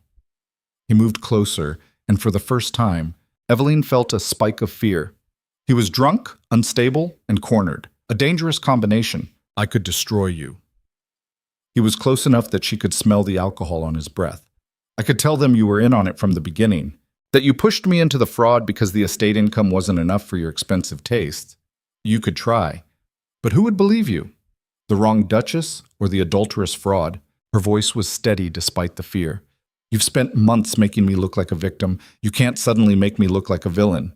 They'll believe me because I'm a duke, because I have a name that goes back centuries. Had a name. Eveline stood, facing him. After tomorrow, the name Vaughan will be synonymous with criminal fraud and betrayal. Your legacy is over. He grabbed her arm, fingers digging in hard enough to bruise. You're making a mistake. Let go of me. I made you. Without me, you're nothing. Without you, I'm free. He raised his other hand, and for a moment she thought he might actually hit her, But something in her expression must have stopped him because he froze, his hands suspended in the air between them. Then he let go, stumbling backward. "You're going to regret this." His voice broke. "When you're alone and everyone knows what you did, you're going to wish you'd stayed silent. I'll take my chances." He stood there for another moment, seeming to realize that this was truly the end, that there was no persuading her, no manipulating her, no way back from what was coming. Then he turned and stumbled out of her room. Evelyn locked the door behind him, her hands shaking for the first time. She sat on the edge of her bed and waited for dawn. The press conference happened at 10 in the morning at a prestigious law firm in the financial district. Edmund Carver stood with 11 other investors, all of them men of substantial means and reputation. Theodore Blackwell presented the evidence methodically, laying out the fraud in language even the reporters could understand. Duke Alistair Vaughan created a series of shell companies purporting to offer investment opportunities in emerging markets. Over the course of 18 months, he solicited investments totaling £18 million from 12 individuals, all personal acquaintances who trusted his judgment and reputation. The promised returns never materialized because the ventures never existed. The money was funneled through offshore accounts and used to pay personal debts and fund an extravagant lifestyle for himself and his mistress, Lady Corisanda Ashworth. The room erupted in questions. Blackwell raised his hand for silence. Furthermore, Duke Vaughan forged his wife's signature on numerous legal documents to give these fraudulent ventures an appearance of legitimacy. Handwriting analysis and timeline evidence proved conclusively that Duchess Evelyn Carrington had no knowledge of or involvement in these schemes. She is a victim of her husband's crimes, not a participant. Edmund stepped forward. "We are filing criminal complaints today. We are also pursuing civil litigation to recover our losses. And we are calling for a full investigation into Duke Vaughan's financial activities over the past 5 years." "Where's the Duchess now?" a reporter shouted. "At home. She has given a full statement to authorities and is cooperating completely with the investigation." "What about Lady Ashworth?" "Lady Ashworth has provided testimony confirming that Duke Vaughan acted alone and used her as an unwitting accomplice. She has left the country and will not be facing charges." The questions continued for another hour, but the narrative was set. By noon, just as Patricia had predicted, it was the only story anyone was talking about. Evelyn watched it unfold on television from her office at Vaughan Manor. News anchors discussed the fall of a duke. Financial experts analyzed the sophistication of the fraud. Society columnists speculated about what would happen to the estate, the title, the family legacy. Her phone rang constantly, reporters requesting interviews, old friends calling to express shock and support, the trustees wanting emergency meetings. She ignored all of it. Around 3 in the afternoon, Mrs. Pemberton knocked on her door. "Your Grace, the police are here. They have a warrant for the Duke's arrest." "Where is he?" "In his study. He's been there since you left this morning. Hasn't come out, hasn't responded to anyone."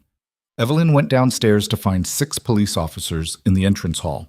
The lead detective introduced himself and showed her the warrant. "We need to take him into custody. Is he on the premises?" "This way." She led them to Alistair's study. The door was locked. The detective knocked. "Duke Vaughan, this is the Metropolitan Police. We have a warrant for your arrest. Please open the door." Silence. He knocked again, louder. "Your Grace, I need you to open this door. If you don't comply, we'll be forced to break it down." Still nothing. The detective nodded to his officers. They produced a battering ram and made short work of the heavy oak door. Inside, Alistair sat at his desk, a glass of whiskey in front of him, staring at nothing. He didn't look up when they entered. "Alistair Vaughan, you're under arrest for fraud, forgery, and embezzlement." The detective began reading his rights. Alistair finally looked up. His eyes found Evelyn standing in the doorway. There was no anger in his expression anymore. No fight, just emptiness. "Was it worth it?" His voice was barely audible. "Destroying me like this?" "You destroyed yourself. I just stopped protecting you from the consequences." They handcuffed him, led him out of his study, through the manor he'd grown up in, past generations of family portraits watching his final exit. Staff members stood in doorways, witnessing the end of an era. Evelyn followed them to the entrance hall. As they walked Alistair toward the police vehicles, he turned back one last time. "I hope you can live with what you've done." She met his gaze without flinching. "I hope you can't." Then he was gone, driven away to a holding cell where Duke meant nothing and legacy carried no weight. Evelyn stood alone in the doorway of Vaughan Manor as the sun set behind the city skyline. The house felt different now, emptier, quieter, the weight of centuries pressing down on her shoulders. Mrs. Pemberton appeared beside her. "What happens now, Your Grace?" Evelyn turned from the door, looked at the grand staircase, the family portraits, the accumulated history of a name that might not survive what was coming. "Now we find out if I am strong enough to rebuild what I had to destroy." But even as she said it, she knew the truth. The woman who'd walked into that gala months ago, the dutiful Duchess who smiled and stayed silent, was gone. What remained was something harder, colder, forged in betrayal and tempered by necessity. She'd won the war against her husband, but the cost was becoming someone she barely recognized. And the worst part was knowing that this wasn't the end. It was just the beginning of a much longer, much harder battle to reclaim not just the estate or the title, but something far more precious and far more difficult to recover. Her own sense of who she was and who she could still become after everything she'd done to survive. The silence in Vaughan Manor after Alistair's arrest was not peaceful. It was the kind of silence that came after an explosion, when the dust was still settling and no one knew yet what had survived. Evelyn stood in the entrance hall long after the police vehicles disappeared down the drive, her reflection staring back at her from the polished marble floors. She looked like a stranger. Same face, same features, but the eyes belonged to someone else entirely. Someone harder, someone capable of things the old Evelyn would have considered unthinkable. Mrs. Pemberton approached carefully, like one might approach someone standing too close to a cliff edge. "Your Grace, the trustees are requesting an emergency meeting. Tonight, if possible." "Of course they are." Evelyn's voice was hollow. "Tell them I'll be available at 8. The household staff were watching from doorways, corridors, half-hidden alcoves, all of them wondering what would happen now, whether their positions were secure, whether the estate itself would survive what was coming. Evelyn could feel their uncertainty like a physical weight pressing down on the house. She climbed the stairs to her chambers, each step feeling heavier than the last.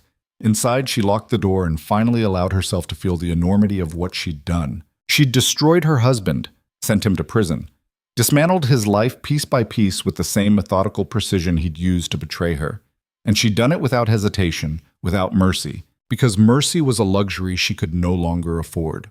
But there was something unsettling about how easily it had come to her. The calculations, the strategic decisions, the willingness to buy off one enemy and crush another. When had she become someone capable of such cold brutality? And more importantly, was there any going back to who she'd been before? The philosophers throughout history have debated what happens to people when they're pushed beyond their breaking point. Some say it reveals their true nature, strips away the civilized veneer to expose the raw human underneath. Others argue it transforms them into something new entirely, something that couldn't have existed without the crucible of suffering. Evelyn was discovering a third possibility, that perhaps both were true simultaneously, that she was both more herself than ever and completely unrecognizable at the same time. She looked at herself in the mirror, really looked, searching for traces of the woman who'd married Alistair 8 years ago. That woman had believed in love, in partnership, in the fundamental goodness of the man she'd chosen. That woman had been naive, trusting, willing to sign documents without reading them because she believed her husband would never harm her. That woman was dead. The emergency council meeting convened in the Manor's library at precisely 8 o'clock. The trustees arrived looking grim. Uncle Robert, with his face carved from stone, Margaret radiating controlled fury, and James appearing like he wished he were anywhere else. Richard Pembroke set up his files with shaking hands, clearly dreading what was about to unfold. Evelyn sat at the head of the table. It was Alistair's traditional seat, the position from which generations of dukes had presided over family business. She claimed it without asking permission, and no one objected. "I assume you've all seen the news coverage." Her voice was steady. Uncle Robert leaned forward. "This is a disaster beyond anything this family has ever faced. 18 million pounds in fraud, criminal charges, Alistair in custody. The scandal will destroy us. The scandal will be substantial." Evelyn didn't flinch. "But the family will survive it if we're strategic about how we proceed." "Strategic?" Margaret's tone was sharp. "The Vaughan name is being dragged through every newspaper in the country. Our business partners are distancing themselves. The stock prices of companies we have stakes in are plummeting because investors think we're all corrupt. Then we separate ourselves from Alistair's actions, publicly and legally. We make it clear that his crimes were individual, not institutional, that the estate's governance structure specifically exists to prevent exactly this kind of misconduct, and that structure is what exposed him. James finally spoke, his voice quiet. But you're part of that structure.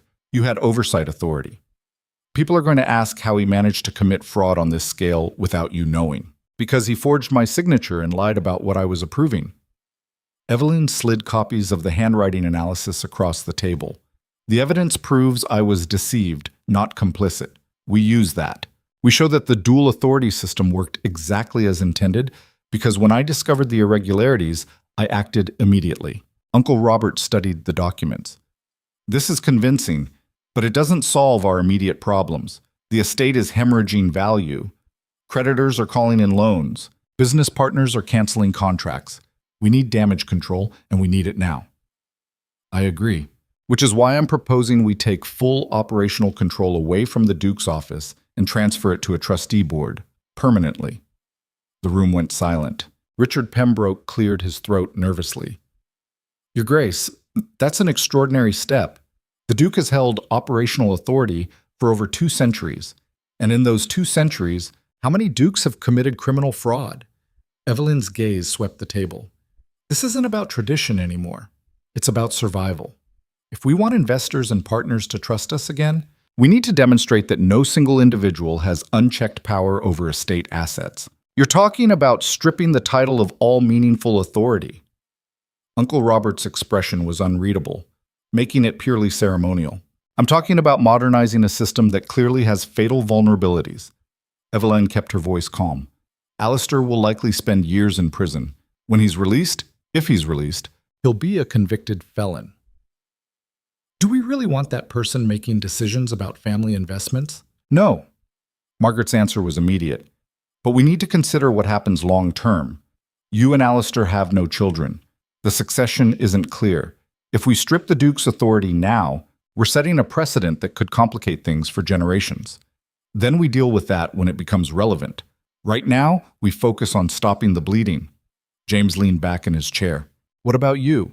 If we create this trustee board, what role do you see yourself playing? This was the moment Evelyn had been preparing for since Edmund Carver first walked into her office with evidence of Alistair's crimes. This was where everything she'd fought for either solidified into something real or collapsed into nothing. I want controlling authority over estate operations. Not absolute power, but the ability to make time-sensitive decisions without requiring full council approval for every minor transaction. The trustees maintain oversight and can overrule me if I overstep, but day-to-day management falls under my purview. Uncle Robert's eyebrows rose. You're asking us to make you effectively the head of the Vaughan estate. I'm asking you to let me do what I've been preparing for my entire adult life. Managing this estate, protecting its interests, ensuring its survival. I've proven I'm willing to make hard decisions. I exposed Alistair's fraud when it would have been easier to stay silent. I negotiated Corasande's cooperation when she could have destroyed all of us. I have the knowledge, the will, and the legal authority through the marriage contract. Margaret studied her with something that might have been respect. You've certainly shown you're ruthless enough. I've shown I'm realistic enough. Evelyn met her gaze without backing down. Ruthless would have been letting this scandal consume everyone. I'm trying to build something that survives it. The trustees exchanged glances, having entire conversations through looks and subtle gestures. Finally, Uncle Robert spoke. We'll need time to consider this proposal. It's too significant to decide in one evening. You have until tomorrow morning. Evelyn stood. After that, I'm filing for formal dissolution of the marriage and legal transfer of all assets held jointly to my sole control. The marriage contract gives me that right given Alistair's criminal conduct. You can either work with me to create an orderly transition, or you can fight me and create more scandal. She walked out before they could respond, leaving them to deliberate without her presence influencing the discussion. Back in her chambers, Evelyn finally allowed the exhaustion to hit. She'd been running on adrenaline and strategic calculation for so long that she'd forgotten what it felt like to simply be tired. But there was no time for rest. Not yet. She had calls to make, attorneys to coordinate with, public relations specialists to brief on messaging strategy. The phone rang around midnight. Theodore Blackwell's voice was tight with urgency. We have a problem. Alistair's attorney just filed an emergency motion claiming you orchestrated this entire situation to seize control of the estate. He's alleging that you manipulated evidence, paid off witnesses, and framed him for crimes you committed together. That's absurd. The evidence is ironclad, I know, but he's asking for an immediate hearing to review the circumstances of his arrest. He's claiming his rights were violated, that you exercised undue influence over the investigation. Can he win? No. But he can delay. He can create doubt. He can make this drag out for months while the estate continues to lose value and your reputation takes hits from every conspiracy theory his attorney can manufacture. Evelyn pressed her fingers against her temples. When is the hearing? 3 days from now.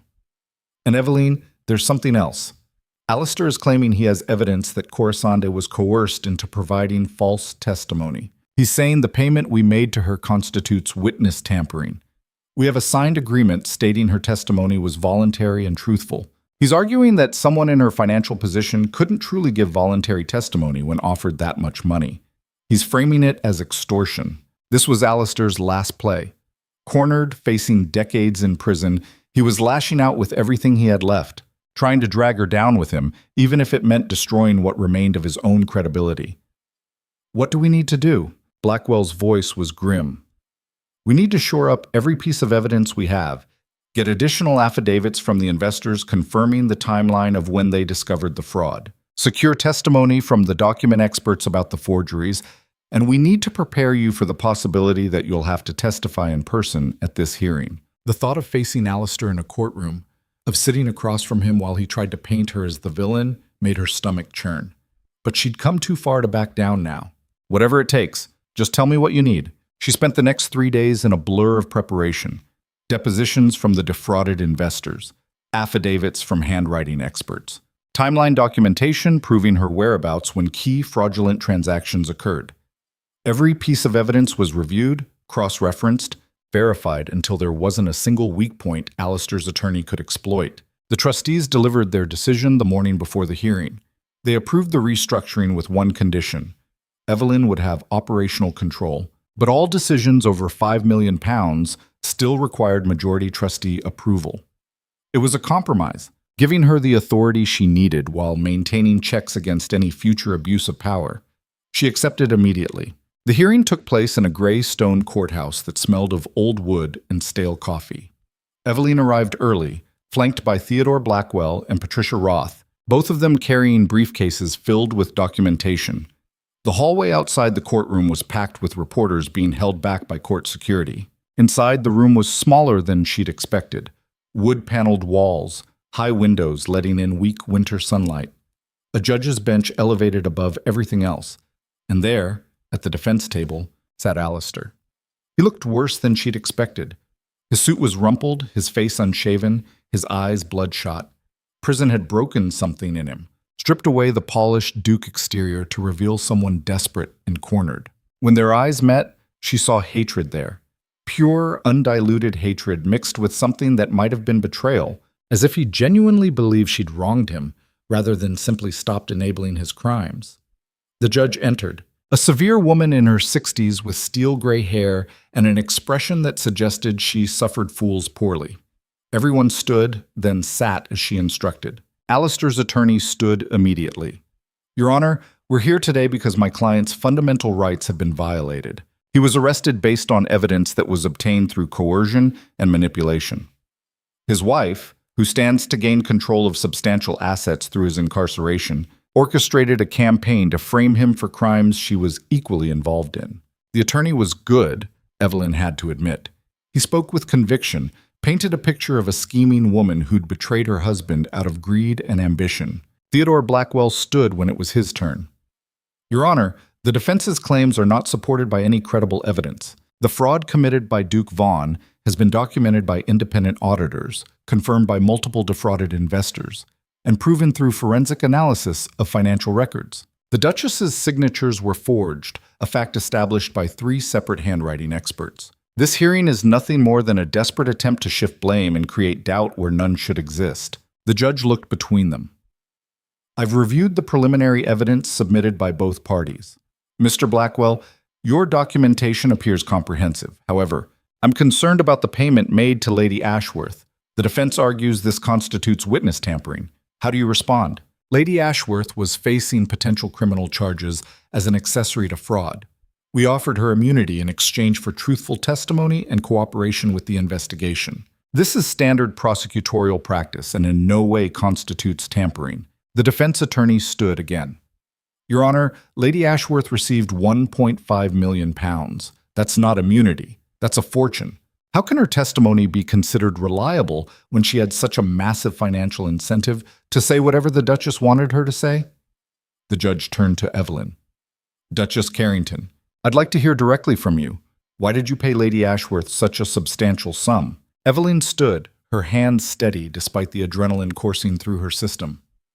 Your Honor, Lady Ashworth had debts totaling approximately £1.2 million. Debts that motivated her involvement with my husband. Those same debts meant she could be pressured or manipulated by creditors into providing false testimony. By paying off her debts and providing relocation funds, we removed that pressure and ensured she could testify truthfully without external influence. The payment wasn't an incentive for false testimony. It was protection against coercion. The judge studied her. And you have documentation of these debts? We do. Patricia Roth stood, approaching the bench with a thick folder. Complete accounting of Lady Ashworth's financial situation, confirmation from her creditors, and the settlement agreements paying those debts in full. The judge took 20 minutes to review the documents while the courtroom sat in tense silence. Evelyn could feel Alistair's eyes on her, boring into the side of her head, radiating rage. Finally, the judge looked up. The documentation supports the Duchess's claim. The payment to Lady Ashworth, while substantial, appears to have been made to ensure her cooperation, free from financial coercion, rather than to purchase false testimony.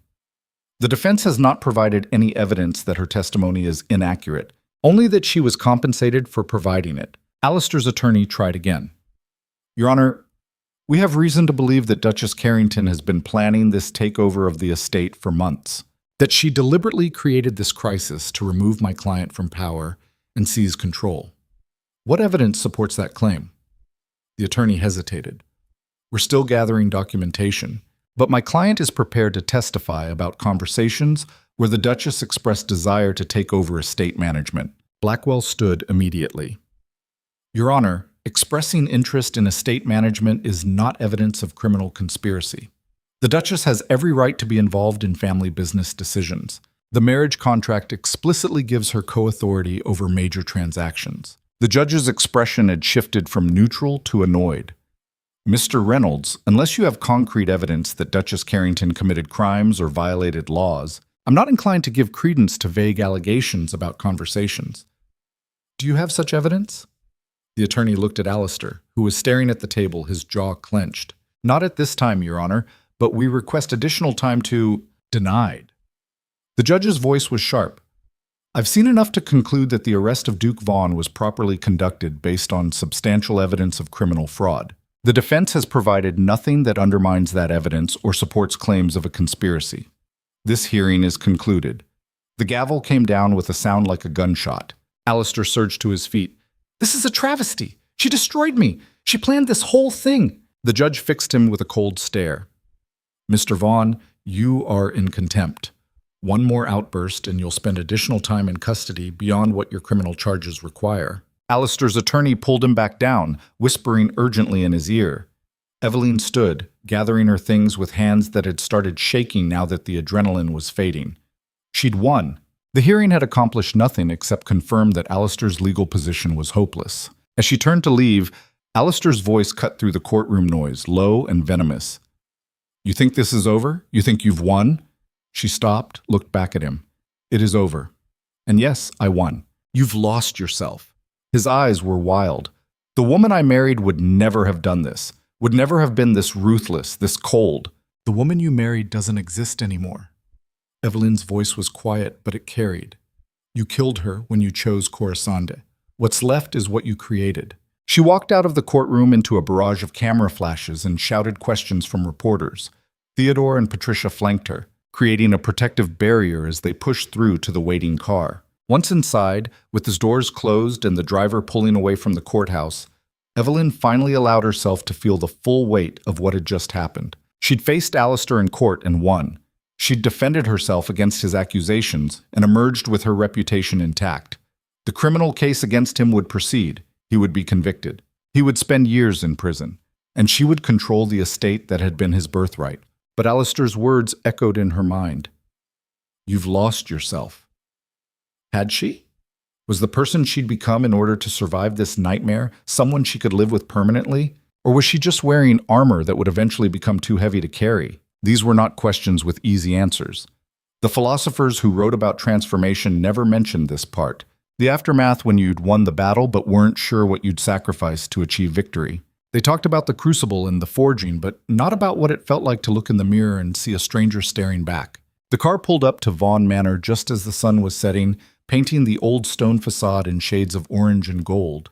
It looked beautiful and terrible at the same time, this house that represented everything she'd fought for and everything she'd lost.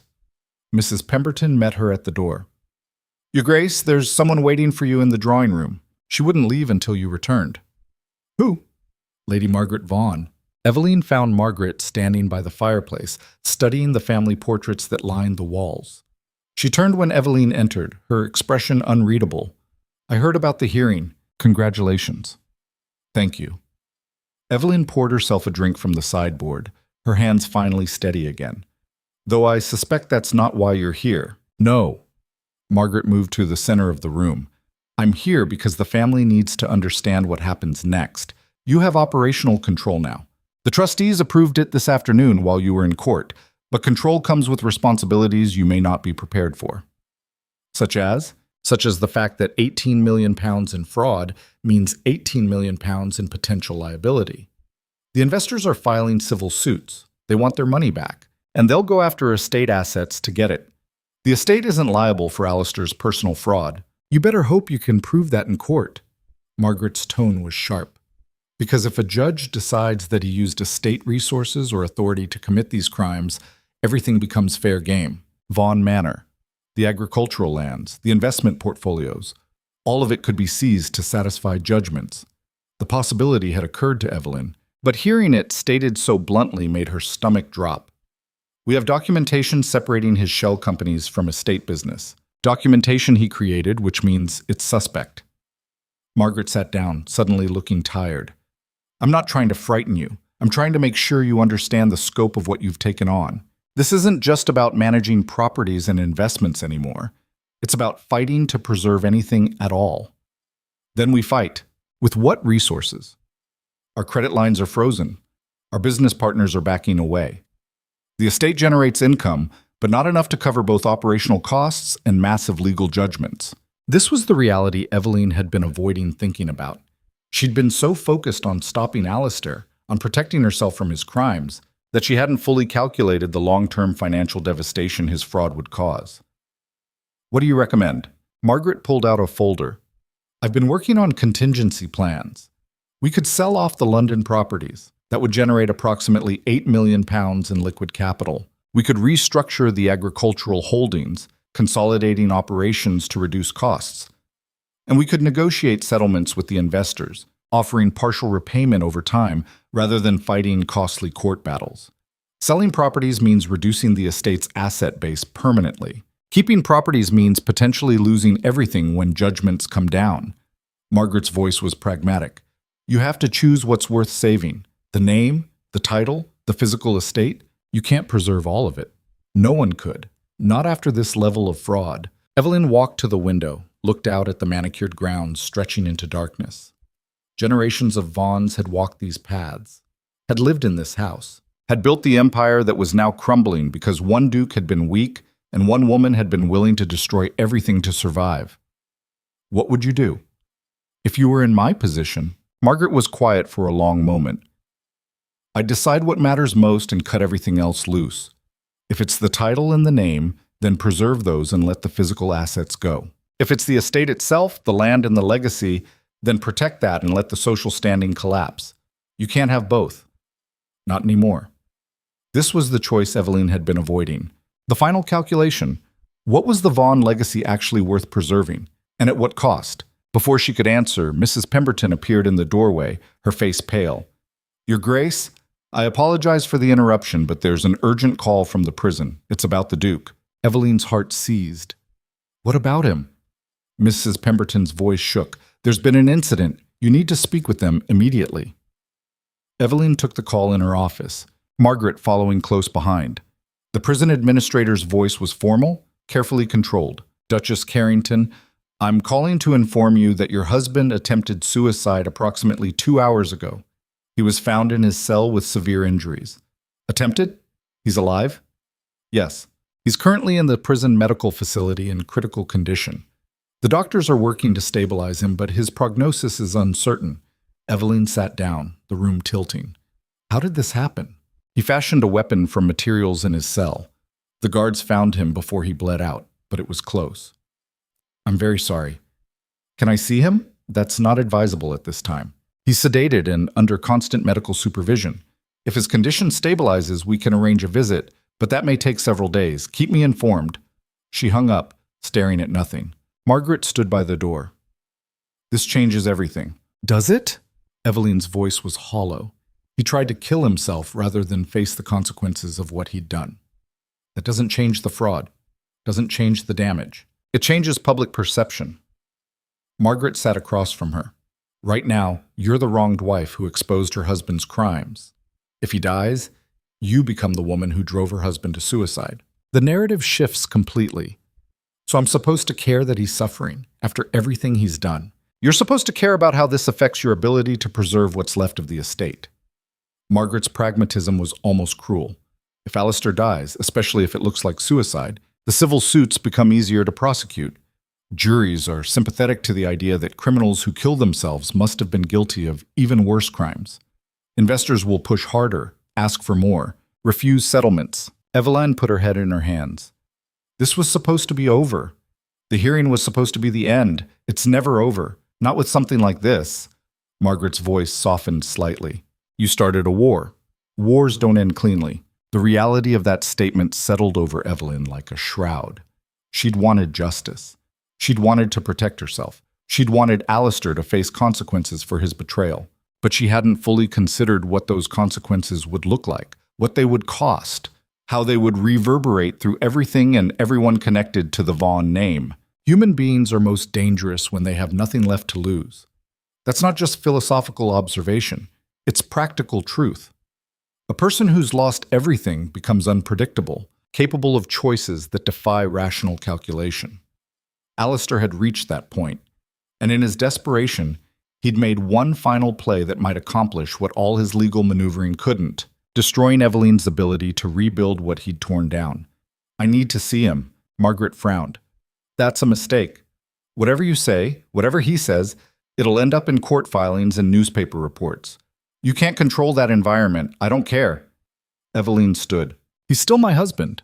Legally, if not in any other sense. And if he's dying, I need to face him one last time. Why? Because I need to know if I can live with what I've done. And I need to hear him admit what he's done. For both of us to finally tell the truth. The prison allowed her to visit 2 days later, after Alistair had been stabilized and moved from critical to serious condition. She went alone, despite Theodore's protests and Margaret's warnings. This wasn't about legal strategy or public perception. This was about something more fundamental, more human. The medical facility was exactly as depressing as she'd imagined. Fluorescent lights, antiseptic smell, guards at every door.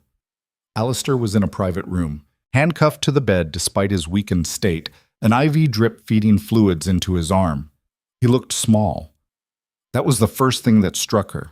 This man who dominated rooms and commanded respect now looked diminished, fragile, broken in ways that had nothing to do with his physical injuries. He opened his eyes when she sat down in the chair beside his bed. You came. His voice was weak, raspy. Did you think I wouldn't? I hoped you wouldn't. Easier to die hating you than having to look at you again. They sat in silence for a moment, the machines monitoring his vital signs beeping steadily. Why did you do it? Evelyn finally asked. Not the fraud. I understand that. Corasande's debts, the pressure, the slippery slope, but why try to frame me? Why make it look like I was involved? Alistair closed his eyes. Because I knew you'd figure it out eventually. Knew you were too smart to miss the irregularities forever. I thought if I made it look like we were in it together, you'd have to stay quiet to protect yourself. Classic leverage. So you were willing to destroy me to save yourself. I was willing to do whatever it took to survive. Same as you. The comparison stung because there was truth in it. They'd both made ruthless calculations. Both crossed lines they'd never imagined crossing. The difference was that she'd been reacting to his betrayal while he'd been the instigator of it all.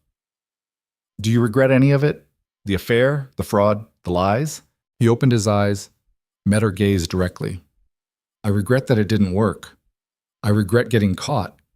But do I regret trying? No. Because this life, this estate, these responsibilities, they were crushing me. You were crushing me with your perfection, your endless ability to do everything right while I kept making mistakes. Corisande made me feel like I could breathe again. So it was my fault? Everything is always someone else's fault with you, isn't it? Eveline's anger flared.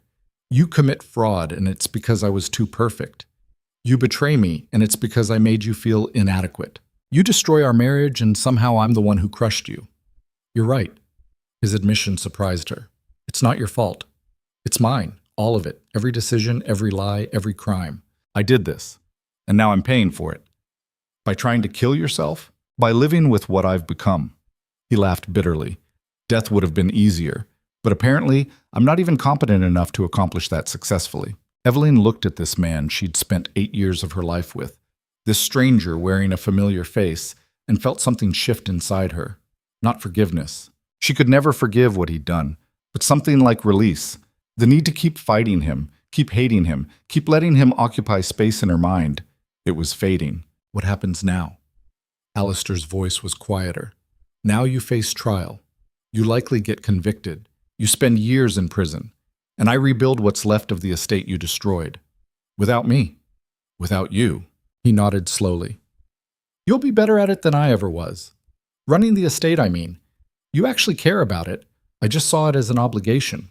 This might have been the most honest conversation they'd had in years. For what it's worth, I'm sorry. Alistair's eyes were wet, not for getting caught, but for what I put you through. For making you into something you never wanted to be. You didn't make me into anything. Eveline stood. I made choices, same as you. I just made different ones. She walked to the door, then paused. Alistair? Yeah? Don't try to kill yourself again. Face what you've done. Own it. Die in prison if that's what happens, but die having acknowledged the truth. Why does that matter? Because if you don't, then everything we went through means nothing. All the pain, all the destruction, it only has meaning if we both finally stop lying. She left before he could respond, walked through the prison corridors past guards and inmates and locked doors, emerging into weak winter sunlight that felt almost painfully bright after the artificial lights inside. Mrs. Pemberton was waiting with the car. She didn't ask how it went, and Eveline was grateful. On the drive back to Vaughan Manor, Eveline's phone rang. Theodore Blackwell's voice was urgent. We have a development. 3 of the defrauded investors are willing to settle for partial repayment over time. But the others are pushing forward with full litigation. We need to make a decision about how to proceed. How partial is partial? 50 cents on the dollar paid over 10 years with interest. That's £9 million total. Where would we get that kind of capital? Margaret's recommendation. We sell the London properties and use the proceeds to fund the settlements. And the investors who won't settle? We fight them in court and hope we can prove adequate separation between Alistair's fraud and estate assets. What are our chances? Honestly? 60-40. Could go either way. Then we settle with everyone willing and prepare for litigation with the rest. Eveline's voice was firm. Set up the meetings. I'll negotiate directly. Over the next week, Eveline became someone she'd never imagined being. A negotiator, a deal-maker, a woman who sat across from angry, defrauded investors and convinced them that partial repayment was better than years of litigation with uncertain outcomes. She was good at it, surprisingly good. She found that the skills she'd developed as a Duchess, reading people, understanding what they truly wanted beneath what they said, made her effective in these high-stakes conversations. One by one, she secured settlements.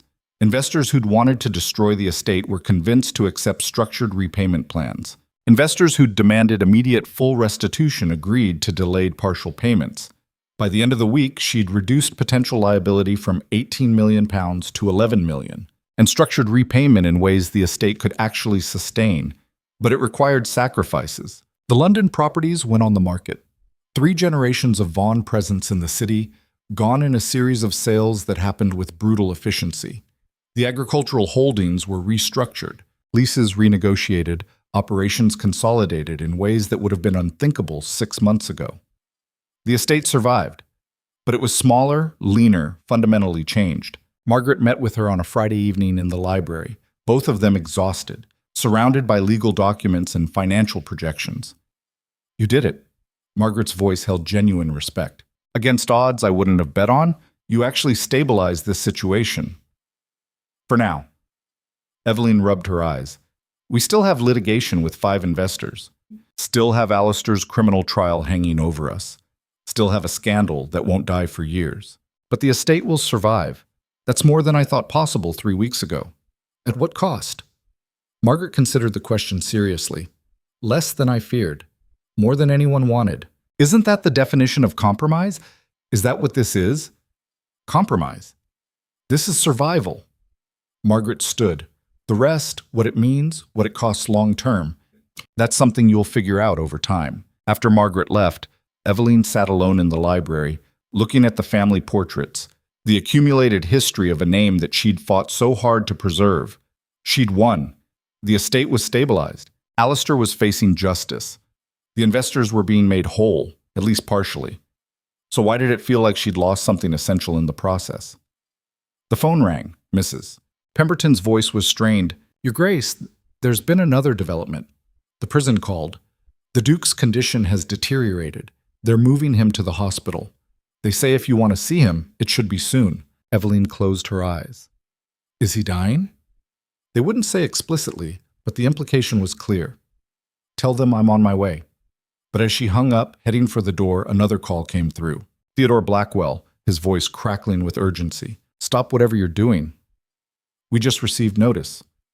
One of the investors who wouldn't settle, Marcus Thornhill, he's filed an emergency motion claiming newly discovered evidence that the estate was directly used to facilitate the fraud. If his claim holds, it overrides all the settlements we just negotiated. We could lose everything." Evelyn froze in the hallway, caught between 2 impossible choices. Go to the hospital and see her dying husband, offering him whatever closure or condemnation their final conversation might bring. Or go to the emergency court session and fight to preserve the estate she'd sacrificed everything to protect. She couldn't do both, and whichever choice she made would define everything that came after. Evelyn stood in the hallway of Vaughan Manor, phone pressed against her ear, caught between 2 impossible choices that would define not just her future, but the meaning of everything she'd endured. Theodore Blackwell's voice was urgent, demanding an answer about the emergency court session. The prison's message about Alistair's deteriorating condition hung in the air like a death sentence counting down. She had perhaps 2 hours before both opportunities closed forever. The philosophers who write about moral dilemmas always frame them as tests of character, as if the right choice becomes clear when you strip away emotion and calculate rationally. But they never mention the physical sensation of being torn in 2. The way your chest tightens until breathing becomes conscious effort. The way time seems to slow and accelerate simultaneously. The way every voice in your head screams different instructions until you can't think at all. Evelyn looked at Mrs. Pemberton, who stood nearby with that careful, neutral expression that meant she was watching her employer make a decision that would reveal who she truly was. "Tell the prison I'm coming." Evelyn's voice was steady. "Tell Theodore to handle the court session without me. If Thornhill's evidence is real, it'll stand regardless of whether I'm there. If it's fabricated, Theodore can expose that without my presence." Mrs. Pemberton nodded, making the calls while Evelyn grabbed her coat. "Your Grace, are you certain? The estate will survive or it won't." Evelyn pulled on her gloves.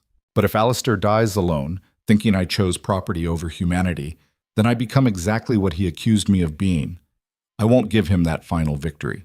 The drive to the hospital took 30 minutes through traffic that seemed deliberately obstructive. Every red light felt like judgment. Every slow-moving vehicle a test of patience she didn't have. Evelyn sat in the back seat watching the city pass by, thinking about all the moments that had led to this one. There's a particular cruelty in how life demands we make peace with people who've destroyed us. Society pretends that forgiveness is noble, that letting go is strength, but no one talks about the violence it does to your sense of justice. Alistair had betrayed her systematically, lied to her face, stolen her signature to commit crimes, tried to frame her for his fraud, and humiliated her in front of everyone she knew. By every rational measure, she owed him nothing, less than nothing. And yet here she was, racing to his deathbed because some part of her couldn't let him die without one final reckoning. The hospital was a maze of corridors and elevator banks, security checkpoints and visitor protocols. She was directed to the intensive care unit, where a doctor intercepted her before she could enter Alistair's room. "Duchess Carrington, I need to prepare you for what you're about to see." The doctor was young, probably in his early 30s, with the kind of exhausted competence that came from too many emergencies. "Your husband's injuries from his suicide attempt were severe. We've done what we can, but he's developed complications. An infection that spread despite aggressive antibiotic treatment. His organs are beginning to shut down. How long does he have? Hours. Maybe a day if he's stronger than we think. But the outcome is inevitable at this point. Is he conscious? In and out. He's on pain medication that makes him confused sometimes, but there are moments of clarity." Evelyn nodded, steeling herself. "Thank you for your honesty." The doctor touched her arm gently. "For what it's worth, I'm sorry. Whatever else has happened between you, this isn't how anyone should go." She entered the room to find Alistair diminished in ways that shocked her despite the warning. The vital, commanding man she'd married had been replaced by someone skeletal, gray-skinned, breathing with obvious effort. Monitors beeped around him like a countdown. An IV drip fed medications into his arm, while a ventilator stood ready nearby in case his breathing failed completely. His eyes were closed. She thought he might be asleep or unconscious, but as she sat in the chair beside his bed, they flickered open. "You came." His voice was barely a whisper, each word clearly costing him effort. "Did you think I wouldn't?" "I hoped you would, afraid you wouldn't." He managed something that might have been meant as a smile. "Story of us, really." They sat in silence for a moment, the machines providing rhythmic punctuation. "The doctors say you're dying." Evelyn kept her voice neutral. "Yeah, can't seem to do anything right, including killing myself." He coughed, a wet sound that spoke of fluid where it shouldn't be. "Ironic, isn't it? Spent my whole life terrified of losing control, and here I am, can't even control when I die. Is that what all of this was about? The affair? The fraud? Fear of losing control?" Alistair's eyes drifted to the ceiling. "When my father died, he left me this empire and this expectation. Be the Duke. Preserve the legacy. Make the family proud. Every decision I made was supposed to honor centuries of Vaughn history. Do you know how crushing that is? Knowing that everything you do is being measured against generations of dead men who probably weren't any better than you, but got immortalized anyway. So you decided to burn it all down? I decided to be human for once instead of a title." He turned his head to look at her. "Corisande made me feel like I mattered as a person, not just as a position. She wanted me, not the estate or the name, or at least that's what I told myself. But it wasn't true." "No." He laughed bitterly, which turned into another cough. "She wanted the money, the status by association, the security. I was just the means, same as I was to you, probably. That's not fair, isn't it? You married a duke. You got a title and a position, an entry into a world you wouldn't have accessed otherwise. How much of what we had was real, and how much was just two people playing roles we thought we were supposed to?" The question hung between them, ugly and honest. "I loved you." Evelyn's voice cracked. "Maybe not the way poets write about, but I loved you. I built a life with you. I trusted you. That was real, and I destroyed it. Not because you did anything wrong, but because I was weak and selfish and stupid." Alistair's eyes were wet. "I destroyed us, destroyed myself, destroyed the estate, all because I couldn't handle the pressure of being what everyone expected." This was the truth she'd been waiting months to hear. Not excuses or deflection, but genuine acknowledgement of what he'd done and why. The fraud. She needed to know. Was it all for Corisande's debts? At first. Then it became something else. A way to feel powerful when everything else made me feel inadequate. a secret I controlled when my whole life was public. It was stupid and criminal, and I knew it was wrong, but I couldn't stop. Like an addiction. And framing me? Making it look like I was involved? Insurance. If I got caught, I wanted leverage to make you stay quiet. His voice was heavy with shame. I thought if you were implicated too, you'd have to protect me to protect yourself. Instead, you had the strength to expose it all anyway. It wasn't strength, it was survival. Same thing sometimes. No. Evelyn leaned forward.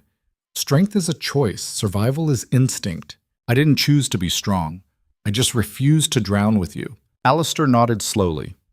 You always were smarter than me. I just couldn't admit it, because admitting it meant acknowledging that the estate would have been better off with you in charge from the beginning. They fell silent again. Outside the window, the city continued its indifferent existence. People going to work, meeting friends, living lives untouched by the drama playing out in this hospital room. What happens now? Alistair asked. To the estate, I mean. Evelyn considered lying, offering false comfort, but decided he deserved the truth. There's litigation. One of the investors claims newly discovered evidence that could overturn all the settlements I negotiated. If he wins, we could lose everything. Everything I destroyed, everything we built. Because it wasn't just yours, Alistair. It was ours. 8 years of shared decisions and joint authority. You might have committed the crimes, but I'm the one left cleaning up the wreckage. I'm sorry. He said it simply, without drama. I know that doesn't fix anything, doesn't undo what I did, but I'm sorry. For all of it. Evelyn felt something break inside her chest, not her heart, that had broken months ago. Something deeper. The last piece of anger she'd been holding on to, the final bit of rage that had been fueling her through everything since the gala. She'd wanted this apology. She'd fought for it, demanded it through lawyers and courts and public humiliation. And now that she had it, she discovered it didn't change anything. He was still dying. The estate was still damaged. Her life was still in ruins. But somehow it mattered anyway. I need you to do something for me. Evelyn pulled out a document she'd had Theodore prepare. This is a full confession. Details of the fraud, acknowledgement that you acted alone, exoneration of me and anyone else who might be implicated. I need you to sign it. Alistair looked at the papers without reaching for them. Will that help with the litigation? It'll help with everything. Public opinion, the courts, the investors who are still fighting. It removes any doubt about who was responsible. You want me to destroy myself even more thoroughly. I want you to tell the truth. For once in this entire nightmare, tell the complete truth without calculation or self-protection. He was silent for a long moment, studying her face. What do I get in return?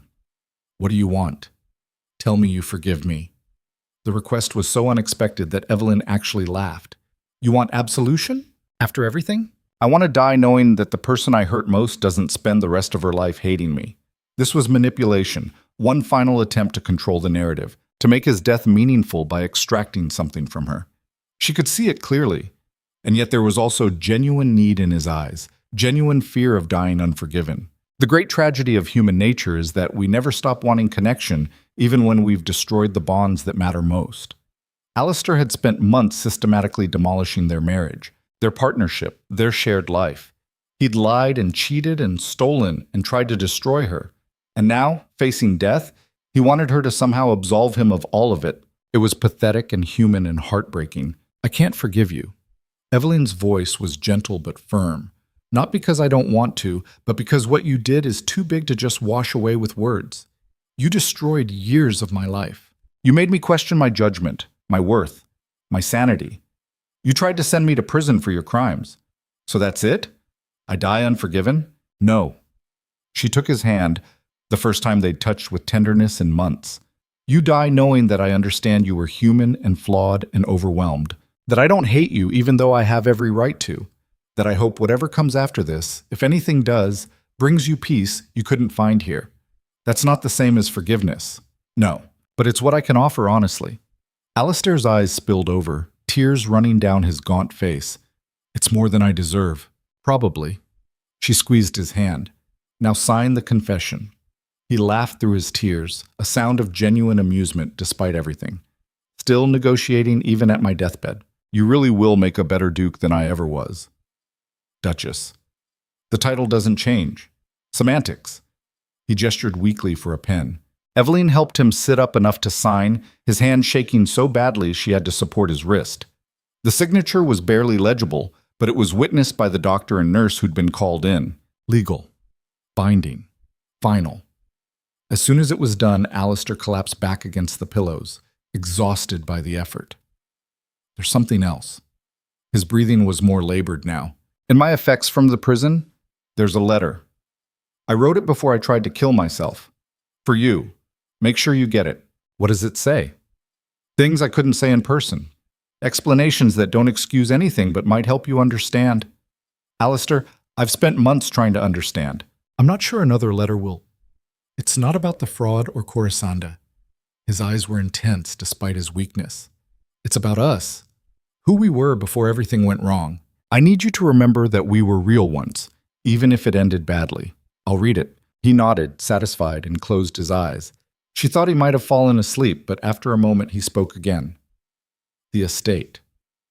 Whatever happens with the litigation, whatever you have to do to save it, don't let guilt over me stop you. I destroyed it. You rebuild it however you need to. Even if that means erasing your legacy, my legacy is fraud and betrayal and suicide. Anything you build will be better than that. They sat together for another hour, sometimes talking, sometimes silent. He drifted in and out of consciousness, the pain medication making him confused. At one point he thought she was his mother, apologizing for disappointing her. At another he seemed to think they were back in their early marriage, making plans for a future that would never exist. Through it all, Evelyn held his hand and bore witness to his dying. Around 4 in the afternoon, his breathing changed, became shallower, more irregular. The monitors began alarming. The medical team rushed in, but there was nothing to do except make him comfortable. The doctor looked at Evelyn. It won't be long now. Do you want privacy? Yes. They left, closing the door softly behind them. Alistair's eyes opened one last time, found her face. Thank you for coming. His words were barely audible. Thank you for finally telling the truth. He smiled, a real smile that reminded her of the man she'd married so many years ago.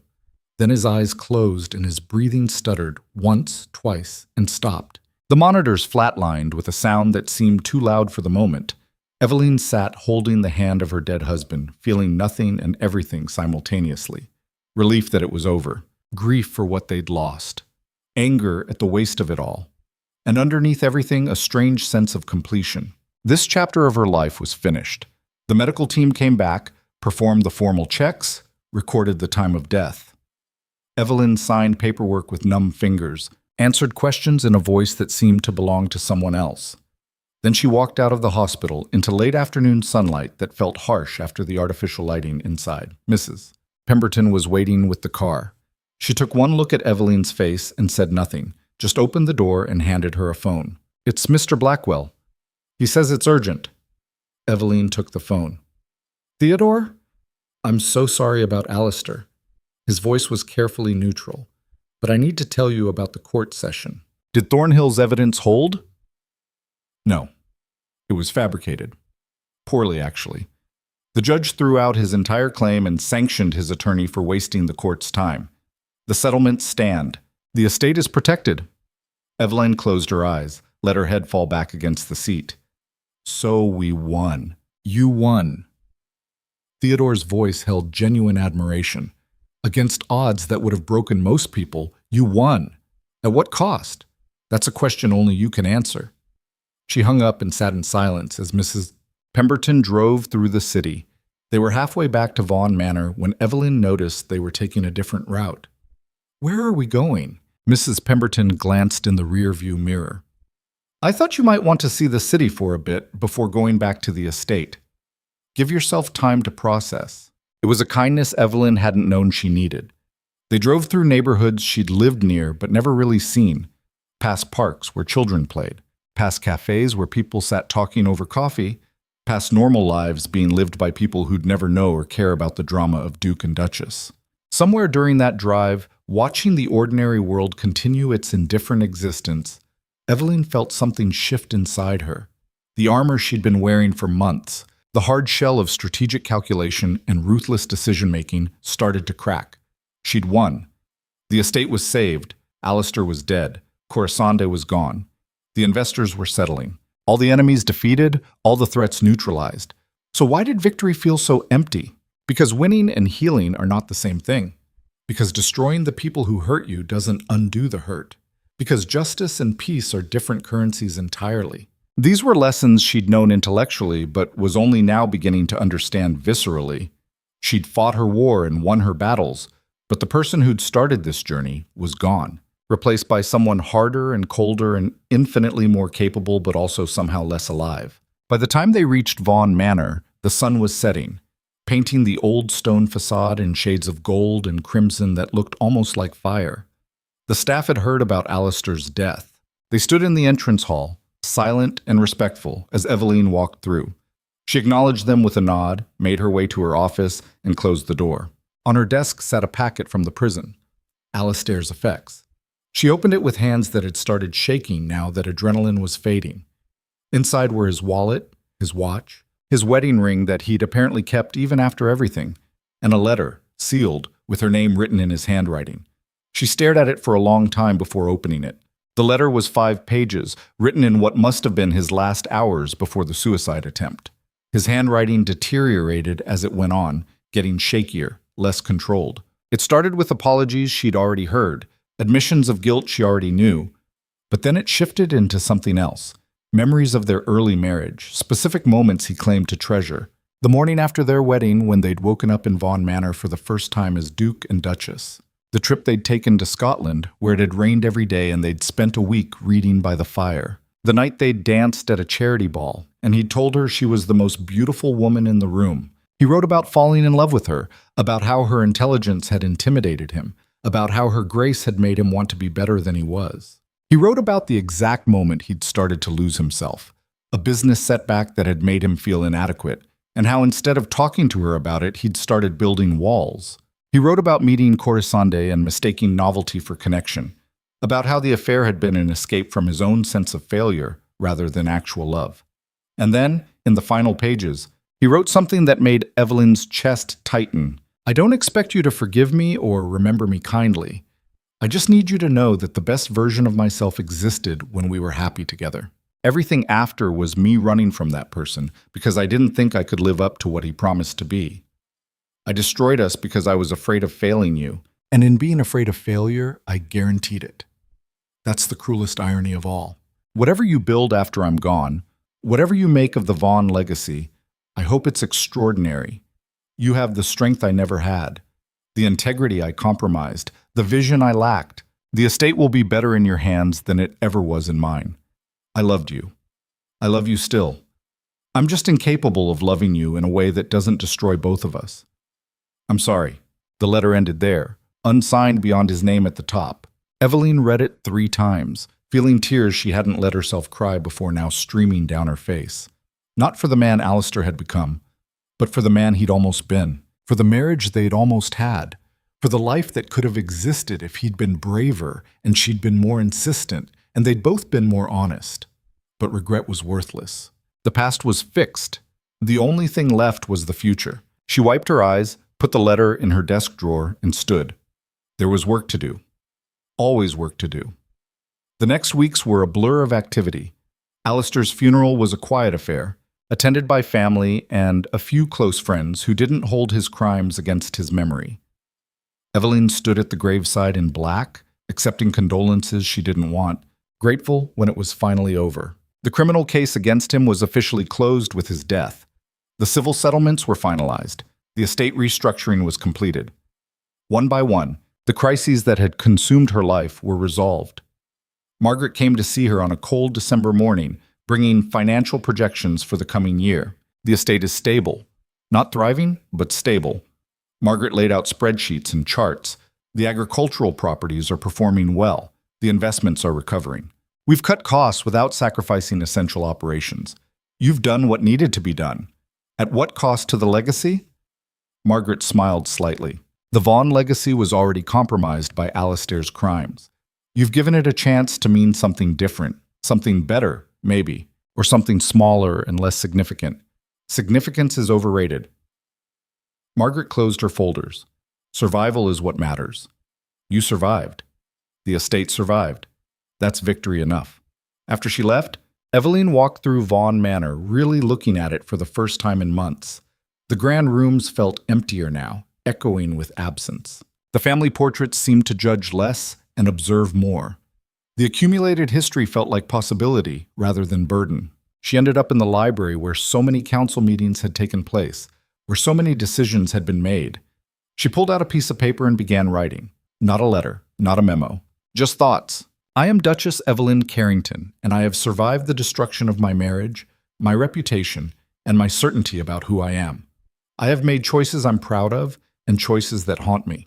I have been ruthless when necessary and merciful when possible. I have become someone I don't entirely recognize but can't entirely regret.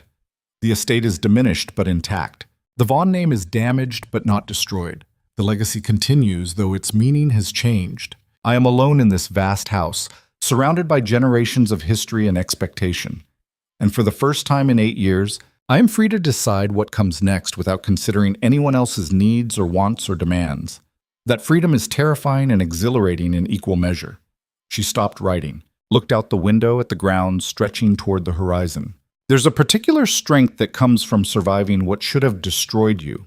Not the strength of never falling, but the strength of getting up afterward. Of looking at the wreckage and deciding what's worth salvaging and what needs to be left behind. Evelyn Carrington had been the perfect Duchess, graceful and silent and decorative. Then she'd been the wronged wife, sympathetic and wounded and tragic. Then she'd been the avenging force, ruthless and calculating and victorious. Now she had the chance to be something else entirely. Something chosen rather than forced, something authentic rather than performed. She didn't know yet what that would look like, but she knew it would be hers. 6 months later, Vaughan Manor hosted its first event since the scandal. Not the traditional winter ball with its rigid protocols and performative elegance. Something smaller, more intimate. A gathering of women who'd supported Evelyn through the darkest times. Countess Mirabelle, Margaret, Patricia Roth, Mrs. Pemberton, others who'd offered quiet strength when public opinion turned vicious. They sat in the drawing room drinking wine and talking about everything except the scandal. Books they'd read, places they wanted to travel, dreams they'd deferred. Mirabelle looked around at the assembled group. You've created something here. Not what existed before, but something new. Is it enough? Evelyn asked. Is anything ever enough? Margaret countered. We build what we can with what we have. That's all any of us manage. Later, after the guests had left, Evelyn stood alone in the drawing room where Corisande had once mocked her as fragile and decorative. She thought about that night, about the woman she'd been, about how completely her world had shattered, and then about what she'd built from the pieces. The estate was smaller, but sustainable. The name was tarnished, but survived. Her reputation had been destroyed and rebuilt into something more complicated, but perhaps more honest. She'd lost a husband, a marriage, a vision of who she was supposed to be. She'd gained autonomy, strength, self-knowledge that only came through fire. The trade wasn't fair. It wasn't what she'd wanted, but it was what she'd made. And that, finally, was enough. Evelyn Carrington, Duchess of Vaughan, turned off the lights in the drawing room and climbed the stairs to her chambers. Tomorrow there would be estate business to handle, decisions to make, a legacy to continue rebuilding. But tonight, she would sleep peacefully in her own house, answering to no one, compromised by nothing, free in ways that had once seemed impossible. She'd survived the destruction of everything she'd built. And she'd discovered that survival, properly executed, was its own kind of victory. The story of the Duchess who dismantled a duke had become the story of a woman who dismantled herself and rebuilt something stronger from the ruins. That was the real triumph. That was the ending that mattered. Not the estate or the title or the public vindication, though those had their place, but the quiet, private knowledge that she'd faced the worst humanity could offer and emerged still capable of hope, still willing to build, still fundamentally herself beneath all the armor and strategy. Evelyn stood at her window one last time, looking out at the grounds bathed in moonlight, and allowed herself something she hadn't permitted in months. A genuine smile, not performative, not strategic, just real, because after everything, she was still here. And that was victory enough.